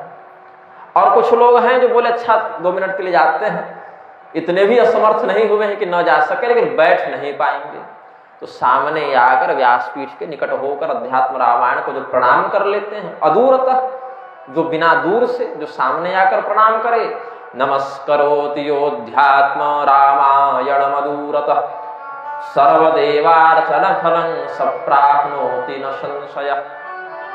सभी देवताओं की पूजा का फल उसको अध्यात्म रामायण को प्रणाम करने मात्र से मिल जाता है। सप्राप्नोति न संशयः, इसमें संशय नहीं है। शिव जी ने बताया ब्रह्मदेव को, ब्रह्मदेव ने बताया देवर्षि नारद को कि न संशयः, इसमें संशय नहीं करना चाहिए। लिखित्वा पुस्तकेऽध्यात्म रामायणमशेषतः यो दद्याद् रामभक्तेभ्यस्तस्य पुण्यफलं शृणु। अधीतेषु च वेदेषु शास्त्रेषु व्याकृतेषु च यत्फलं दुर्लभं लोके तत्फलं तस्य संभवे। अब पहले क्या था, अध्यात्म रामायण हो चाहे कोई भी ग्रंथ हो, उसकी पांडुलिपियां बनती थी और प्रेस इत्यादि तो थे नहीं। भोजपत्र पर या ताड़पत्र पर अष्टगंध आदि से या रक्तचंदन इत्यादि से या और भी जो पलाश की अपराजिता के पुष्पों से निर्मित स्याही होती थी उसका प्रयोग करके ग्रंथ लेखन करते थे लोग। तो बहुत से ऐसे लोग होते थे जो पूरे के पूरे ग्रंथ को ही अपने सुंदर अक्षरों से सुसज्जित लिखकर लिपिबद्ध करके उसका दान करते थे। तो एक एक अक्षर को बड़ी पवित्रता से लिखते थे, लिखने से पहले बहुत पवित्रता के साथ पूरे प्रायश्चित्त के साथ, मान लो कि वो यज्ञ ही करने बैठे हैं, वो पूरे ग्रंथ को लिखने के समय ऐसे शूद्र वर्ण के लिए यह निषिद्ध कहा गया है, ग्रंथ लेखन इत्यादि धर्मशास्त्रों का लेखन निषिद्ध कहा गया है। लेकिन उसमें भी अन्य जो लोक शास्त्र हैं जो वेद के मर्यादा के अनुशासन में तो है लेकिन प्रत्यक्ष रूप से वेदोक्त नहीं कहे जा सकते, जिसके वर्ण धर्म की जो मर्यादा है उसका लेखन करके आस पड़ोस में देते थे। श्री राम कथा इत्यादि का लेखन करके संकीर्तनात्मक प्रारूप में, लोक रामायण आदि के प्रारूप में। तो धर्मशास्त्र आदि का अगर वर्णाश्रमोचित अधिकार लेखन का प्राप्त है तो उस स्थिति में जो अध्यात्म रामायण का लेखन करके श्री राम भक्त को दान करता है, किसी को भी नहीं दे देना है, जो भगवान श्री रामचंद्र जी के प्रति भक्ति का भाव धारण करता है उसके पुण्य फल को क्या कहते हैं कि संपूर्ण वेदों के पढ़ने से, शास्त्रों की व्याख्या करने से, तत्व को समझने से जो फल प्राप्त होता है, जो दुर्लभ पुण्य प्राप्त होता है, वह इस अध्यात्म रामायण को लिपिबद्ध करके दान करने से प्राप्त हो जाता है। इतना ही नहीं, एकादशी के दिन में जो इस अध्यात्म रामायण का भली प्रकार से पाठ करता है, उपवास करके, भगवान श्री रामचंद्र जी का जो भक्त एकादशी का उपवास करके अन्य लोगों को इस अध्यात्म रामायण का व्याख्यान सुनाता है या कथा सुनाता है, उसकी व्याख्या करता है, उसका फल क्या कहते हैं? एकादशी दिने ध्यात्म रामायणम पोषितः यो राम भक्तः सदसि व्याकरोति नरोत्तमः तस्य पुण्य फलं वक्ष्ये शृणु वैष्णव सत्तम प्रत्यक्षरन्तु गायत्री पुरश्चर्या फलं लभे। एकादशी के दिन उपवास करके जो भगवान की ये अध्यात्म रामायण की कथा को सुनाता है तो गायत्री मंत्र के पुरस्चरण का फल उसे प्रत्येक अक्षर में प्राप्त होता है। तो हमारे लिए भी बड़ा सुंदर अवसर आप लोगों ने उपलब्ध करा दिया। तो हमारे माध्यम से आप लोगों का, और आप लोगों ने आयोजन किया, एकादशी पड़ेगी भी बीच में, पड़ेगी ना, आज षष्ठी है शायद, तो एकादशी बीच में पड़ेगी, तृतीया 3 तारीख को एकादशी है, हाँ, और 4 तारीख को मेरा जन्मदिन है। भौतिक दृष्टि से नृसिंह द्वादशी को मध्याह्न काल में हमारा जन्म हुआ था। तो आप लोगों को कथा सुनाने से इस फलश्रुति के आधार पर हमें भी सौभंगल्य लाभ होगा। रामनवमी के दिन उपवास करके, रात्रि को जागरण करके भगवान श्री रामचंद्र जी के चरणों में अत्यंत प्रेम का, अनन्य प्रेम का भाव रखते हुए जो इसको पढ़ेगा, जो बोलेगा, जो वाचन करेगा, श्रवण करेगा, पठन करेगा, कुरुक्षेत्र इत्यादि जितने भी पुण्य तीर्थ हैं उनमें सूर्य ग्रहण के समय जो दान इत्यादि का फल प्राप्त होता है वो सब के सब पुण्य फल इस राम भक्त को प्राप्त हो जाते हैं। विप्रेभ्यो व्यासतुल्येभ्यो दत्त्वा यत्फलमश्नुते तत्फलं संभवेत् तस्य सत्यं सत्यं न संशयः। सत्यं सत्यं न संशयः, शिव जी ने स्पष्ट कर दिया, मैं जो कहता हूं वो सत्य है, फिर से सुन लो, सत्य है, फिर से सुन लो, इसमें कोई संदेह नहीं है कि वेद व्यास जी के समान जो ज्ञान को, आचरण को धारण करने वाले पवित्र ब्राह्मण हैं, उनको कुरुक्षेत्र में जाकर सूर्य ग्रहण के समय अपनी संपूर्ण धन संपत्ति दान कर दो तो जो फल मिलेगा वही रामनवमी के दिन उपवास करो और रात्रि को जागरण करके एकाग्र चित्त से अध्यात्म रामायण का पाठ करो, श्रवण करो, वाचन करो तो वह फल मिल जाता है। तो भगवान ने देखिए कठिन कठिन व्रतों का, कठिन कठिन दानों का फल अध्यात्म रामायण में ही संपुटित कर दिया है, क्योंकि कलयुग में इतना बड़ा दान, इतना कठोर व्रत, इतने अश्वमेध आदि यज्ञ करने का सामर्थ्य मनुष्यों में नहीं होगा। तो सामर्थ्य के अभाव में मनुष्य को फल का अभाव न हो जाए, इस करुणा के कारण भगवान महादेव जी ने अध्यात्म रामायण के रहस्य को प्रकाशित कर दिया। योगायते मुदाध्यात्म रामायणमहर्निशम् आज्ञां तस्य प्रतीक्षन्ते देवा इंद्र पुरोगमा। बहुत ही सुंदर बात कही। अब जो व्यक्ति प्रारंभिक अवस्था में है, भक्ति के प्रारंभिक चरण में है, उसके लिए तो बता दिया, इस माध्यम से अमुकामुक ऐहिकामुष्पिक पुण्य की प्राप्ति हो जाती है। किंतु जो व्यक्ति भगवान की भक्ति में बड़ा दृढ़ दत्त चित्त हो गया, ऐसे विमलात्मा विपश्चित भक्त का क्या होता है? अध्यात्म रामायण का जो नित्य निरंतर राम तत्व का गान करता रहता है, दिन रात सदैव भगवान श्री रामचंद्र जी का ही राम रहस्य रामायण जिसके मुख में वास करे, दिन रात जो अध्यात्म रामायण में ही डूबा रहे, ऐसे भक्त का क्या होता है? तो कहते हैं याज्ञां तस्य प्रतीक्षन्ते देवा इंद्र पुरोगमा। देवराज इंद्र को आगे करके सभी देवता हाथ जोड़कर उसके सामने खड़े रहते हैं और उसके आदेश की प्रतीक्षा करते हैं। जो स्वयं राममय हो गया, ऐसे भक्त की आज्ञा की प्रतीक्षा सभी देवता करते रहते हैं, उसकी इच्छा की पूर्ति करने का उपक्रम करते रहते हैं। पठन् प्रत्यहमध्यात्म रामायणमनव्रतः यद्यत् करोति तत्कर्म ततः कोटिगुणं भवे। आपने जो भी दान किया, जो भी व्रत किया, जो भी उपवास इत्यादि किया, जो भी तीर्थाटन इत्यादि किया, उसका जो सामान्य फल शास्त्रों में वर्णित है वो तो प्राप्त होगा, लेकिन उसमें अगर साथ साथ में आपने अध्यात्म रामायण का भी संयोग कर दिया तो वही फल करोड़ गुना अधिक प्रभावी हो जाता है। जैसे एक ही स्थान पर हमने एक ही दीपक जलाया हो, लेकिन उसके चारों ओर एक दूसरे की विपरीत दिशा में प्रतिबिंब के उत्प्रेरक 100 दर्पण लगा दिए हो तो वही प्रकाश 100 गुना बढ़ जाता है। और उसी शतगुणित प्रकाश से जो काम एक दीपक नहीं कर सकता वही 100 प्रतिबिंबों के माध्यम से अकेला ही कर देता है। जैसे बच्चे बचपन में खेलते थे, हम लोग भी अपने विद्यालय महाविद्यालय इत्यादि में ऐसे बचपना किए हैं। वो लेंस आती थी, आज भी आती है, और सूर्य के प्रकाश से उस लेंस के माध्यम से कागज जलाते थे। तो उस सूर्य के प्रकाश के माध्यम से सीधे सीधे तो कागज नहीं जलता, लेकिन वो लेंस बीच में लगा दे तो उसका प्रभाव बढ़ जाता है। तो सरल भाषा में हमने बता दिया कि अध्यात्म रामायण के संयोग मात्र से आपका किया गया सत्कर्म भी विशिष्ट कोटिगुणित प्रभावी हो जाता है, ऐसा शिव जी ने कहा। इस अध्यात्म रामायण में बहुत ही छोटा किंतु बहुत ही तत्वधारक एक विषय है, एक प्रसंग है, जिसको कहते हैं श्री राम हृदय। जैसे हमारे शरीर में हृदय है, वैसे रामायण में भी हृदय है। रामायण कहते क्यों है?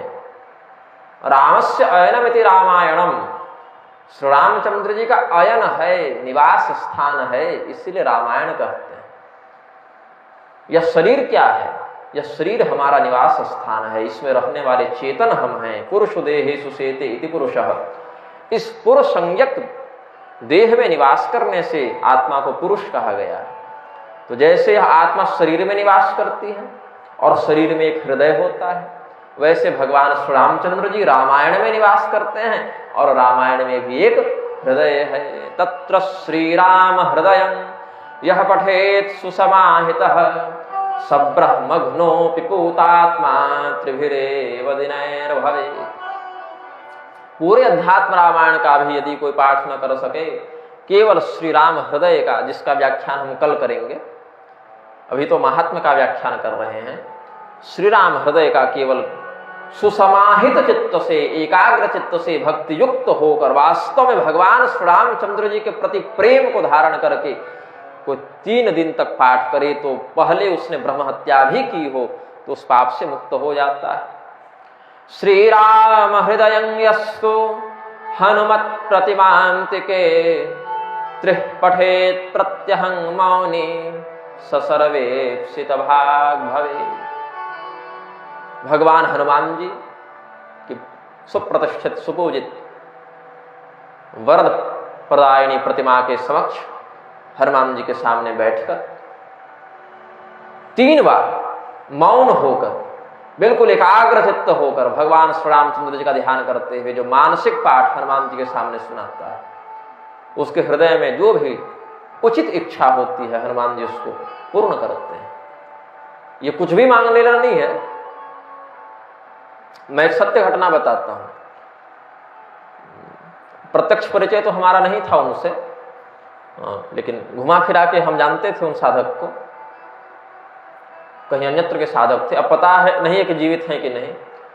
वो जब बहुत छोटे थे, मतलब लगभग 18-20 वर्ष की अवस्था थी, उस समय किसी तांत्रिक के दिए मंत्र से आकर्षण करके उन्होंने हनुमान जी का प्रत्यक्ष दर्शन प्राप्त कर लिया था। तांत्रिक विधियाओं में ऐसा कुछ है कि हनुमान जी को मंत्राकर्षण के माध्यम से प्रकट कर लेते थे। उस समय उन्होंने कर लिया और उद्देश्य क्या था? किसी कन्या से प्रेम करते थे तो वशीकरण करवाना था। हनुमान जी को बुलाया, हनुमान जी ने कहा कि वरदान मांगो, क्या चाहते हो? तो कहा अमुक कन्या से हम प्रेम करते हैं, उसको ले आइए। हनुमान जी को भी ये काम कभी किसी ने कहा नहीं होगा मेरी जानकारी में, तो हनुमान जी का प्रकोप हो गया उन साधक पर और बहुत कष्ट हुआ उनको। बाद में हनुमान जी का एक अपमान ही किए वो, अपनी उम्र की नासमझी के कारण, चाहे जो कर सकते हैं। तो हनुमान जी ने जान तो नहीं ली उनकी, प्राण से तो नहीं उनको क्षति पहुंचाई, लेकिन अंग भंग करके और सचेत किया कि पुनः हमारा आवाहन मत करना, और जिस गुरु से यह मंत्र लिए उस गुरु को भी इसका पाप लगेगा कि शिष्य की परीक्षा लिए बिना इतने दिव्य मंत्र को वो दे दिए। तो इसीलिए हम पुनः कहते हैं, मन में कोई उचित इच्छा हो, धर्म सम्मत इच्छा हो, बहुत अनिवार्य हो उसका संसिद्ध होना, तभी देवताओं से किसी बात की याचना करनी चाहिए, कामना करनी चाहिए। तो श्री राम हृदयं यस्तु हनुमत प्रतिमांतिके त्रिह पठेत प्रत्यहं मौनी सर्वेप्सित भाग भवे। समस्त कल्याणकारी इच्छाओं को वह साधक प्राप्त कर लेता है जो श्री राम हृदय का 3 बार मौन पाठ भक्ति युक्त चित्त से हनुमान जी के सामने करता है। पठन श्री राम हृदयं तुलस्य स्वत्थयोर यदि प्रत्यक्षरं प्रकुर्वेत ब्रह्म हत्या निवर्तनम। भगवान श्री रामचंद्र जी के इस राम हृदय का पाठ करने के लिए यदि हनुमान जी की प्रतिमा की उपलब्धि न हो, हनुमान जी की प्रतिमा न मिले, तो बोले कि पीपल के वृक्ष के नीचे भी कर सकते हैं, तुलसी जी के सामने भी कर सकते हैं। अक्षर प्रति में वह व्यक्ति अपने ब्रह्म हत्या आदि पापों का व्यपोहन कर लेता है। यह फलश्रुति बताई। श्री राम गीता इत्यादि का भी वर्णन है। श्री राम गीता तत्व सारायण में वशिष्ठ जी ने वर्णित की है, और एक श्री राम गीता के रूप में कुछ लोग मुक्तिकोपनिषद को भी बताते हैं। श्री राम गीता के नाम से 3-4 ग्रंथ प्रचलित हैं। तो यहां पर कहते हैं श्री राम गीता माहात्म्यं कृत्स्नं जानाति शंकरः तदर्थं गिरिजा वेत्ति तदर्थं वेद्म्यहं मुने तत्ते किंचित् प्रवक्ष्यामि कृत्स्नं वक्तुं न शक्यते यज्ञात्वा तत्क्षणाल् लोकश्चित्त शुद्धिमवाप्नुयात्। श्री राम भगवान की जो गीता है, श्री राम गीता है, उसका महात्म्य संपूर्णतया से तो भगवान शिव ही जानते हैं, हम लोग नहीं जानते। भगवती पार्वती आधा जानती हैं, हम लोग तो चौथाई भर जानते हैं, लेकिन नारद हम तुमको चौथाई भी नहीं बता सकते, क्योंकि हम ब्रह्मदेव होकर मात्र 25 पैसा जानते हैं, चौथाई जानते हैं। तुमको 2-4 बात बता देता हूं। सीता जी को ही भगवान की सभी क्रियाओं का मुख्य कारक जानना चाहिए, यही सार है। भगवान श्री रामचंद्र जी ने वनगमन नहीं किया, उन्होंने विराध का वध नहीं किया, उन्होंने बाली का वध नहीं किया, उन्होंने रावण का वध नहीं किया। ये बाहर से देखने पर लगा कि भगवान ने किया, अंदर में कौन है? तद ब्रह्म सत्ता सामान्यं सीता तत्त्वमुपास्महे। आगे विस्तार से सप्रमाण विवेचन करेंगे कैसे भगवती सीता जी ही भगवान के हर क्रिया को करती आ रही हैं। अभी इसमें उत्तरकांड भी है, लोग कह रहे हैं ना आजकल उत्तरकांड प्रक्षिप्त है, नकली है। सीता जी ने ही स्वयं का वनगमन भी करवाया है भगवान से कह के कि हमको गर्भवती अवस्था में वन भेजिए। वो सारे रहस्य अध्यात्म रामायण में वर्णित हैं। आचार्य जनों को अध्यात्म रामायण पर पीएचडी करने की तो फुर्सत मिलती डिग्री के लिए, लेकिन तत्व चिंतन के लिए भक्ति युक्त चिंतन से अवगाहन करने की फुर्सत नहीं मिलती। ये दुर्भाग्य है इस देश का। तो कहा भगवान श्री रामचंद्र जी ने एक श्री राम गीता हनुमान जी को भी सुनाई है, एक लक्ष्मण जी को भी सुनाई है, ऐसे करके 2-3 प्रभेद मिलते हैं। इसमें कहा श्री राम गीता यत्पापं न नाशयति नारद तन्न नश्यन्ति तीर्थादौ लोके क्वापि कदाचन तन्न पश्याम्यहं लोके मार्गमाणोऽपि सर्वदा रामेणोपनिषत् सिन्धु मनुमथ्योत्पादितां मुदा लक्ष्मणायार्पितां गीता सुधां पीत्वा मरो भवेत्। हर व्यक्ति अमर होना चाहता है, अमृत पीना चाहता है। अमृत पी भी ले तो कल्प के अंत में तो शरीर छूटेगा ना, तब कहां जाइएगा। अमृत का निर्माण ब्रह्मदेव के माध्यम से हुआ, तो ब्रह्मदेव की आयु पर्यंत ही अधिकतम मान सकते हैं।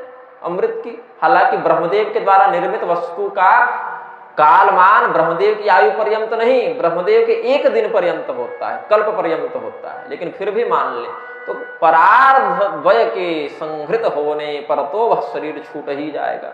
अमर कहाँ हुआ?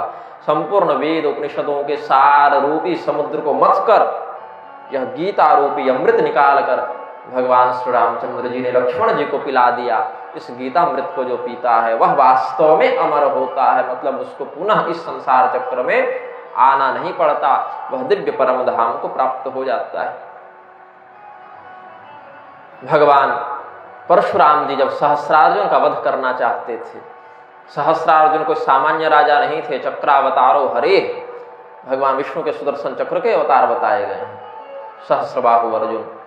तो भगवान महादेव के पास युद्ध विद्या को सीखने के लिए परशुराम जी गए। उस समय भगवान महादेव के ही पास रहकर उन्होंने धनुर्विद्या आदि का अध्ययन किया था। धनुर्विद्यामभ्यसितुम महेशस्याम ते वसन जमदग्ने सुतः कुर्वंकार तवीर्यवधेक्षया।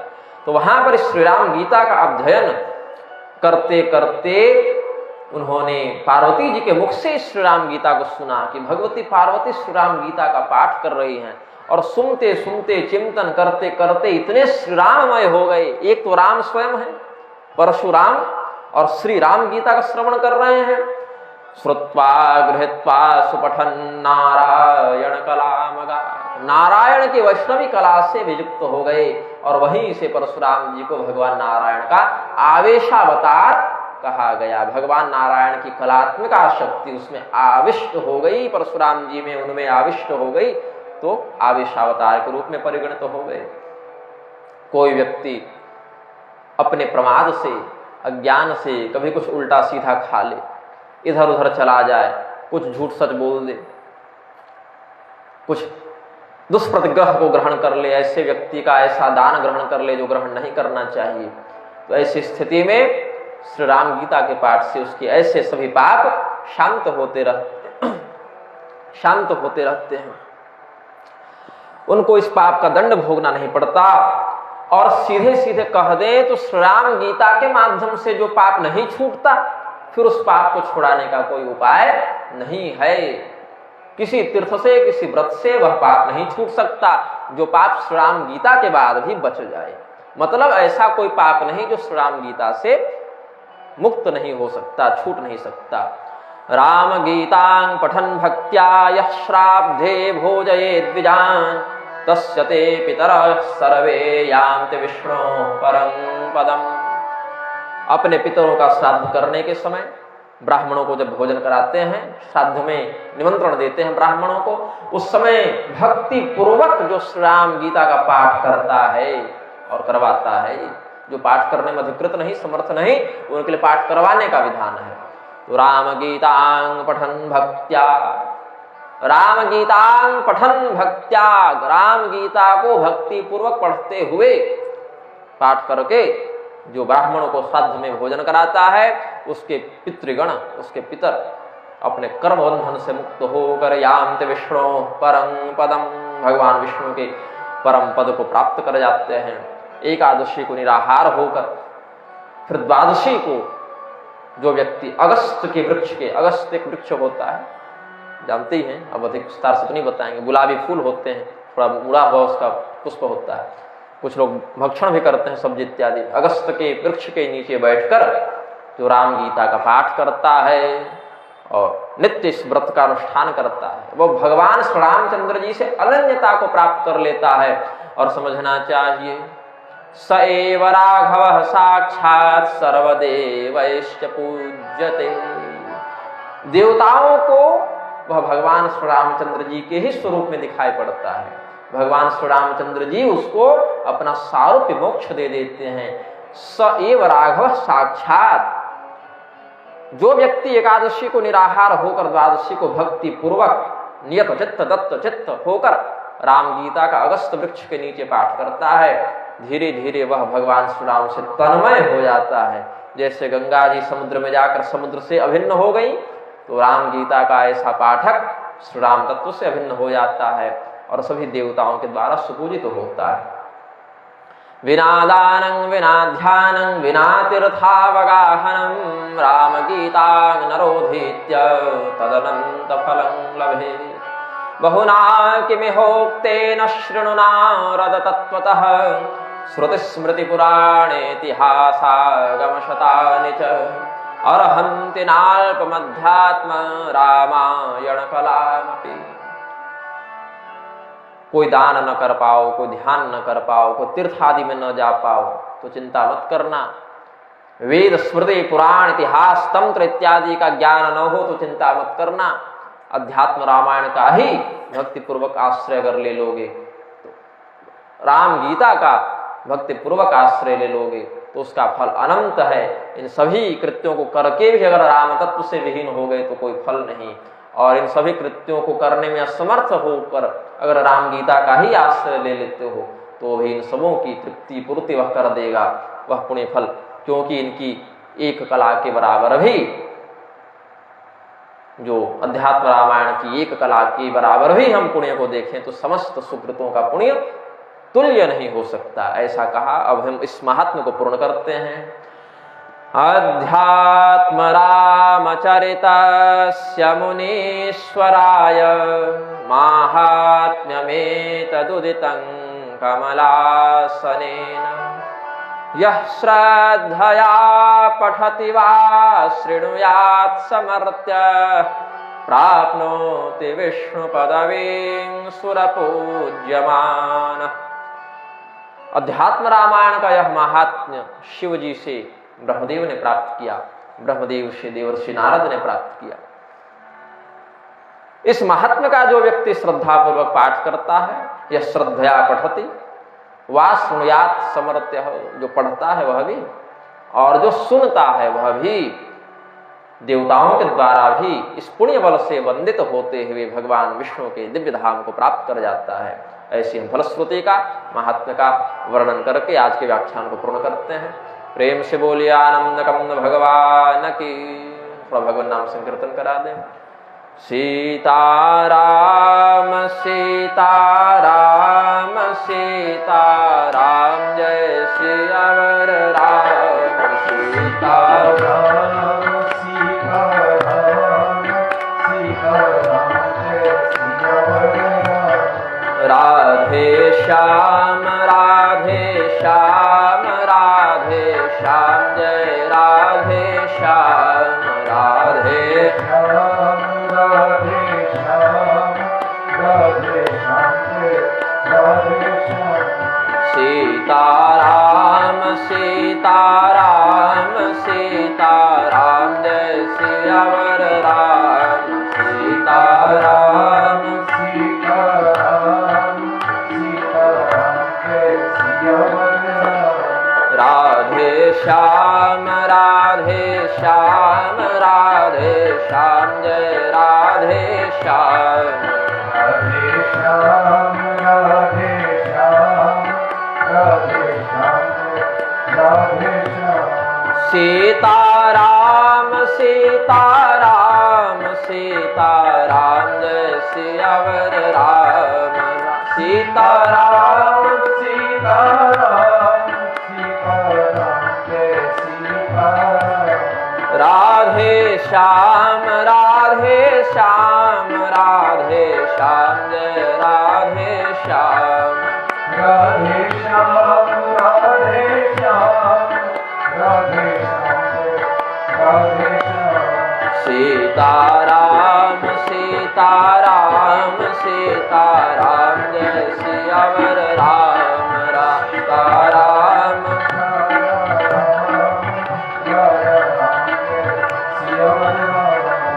सीताराम सीताराम सीताराम सीताराम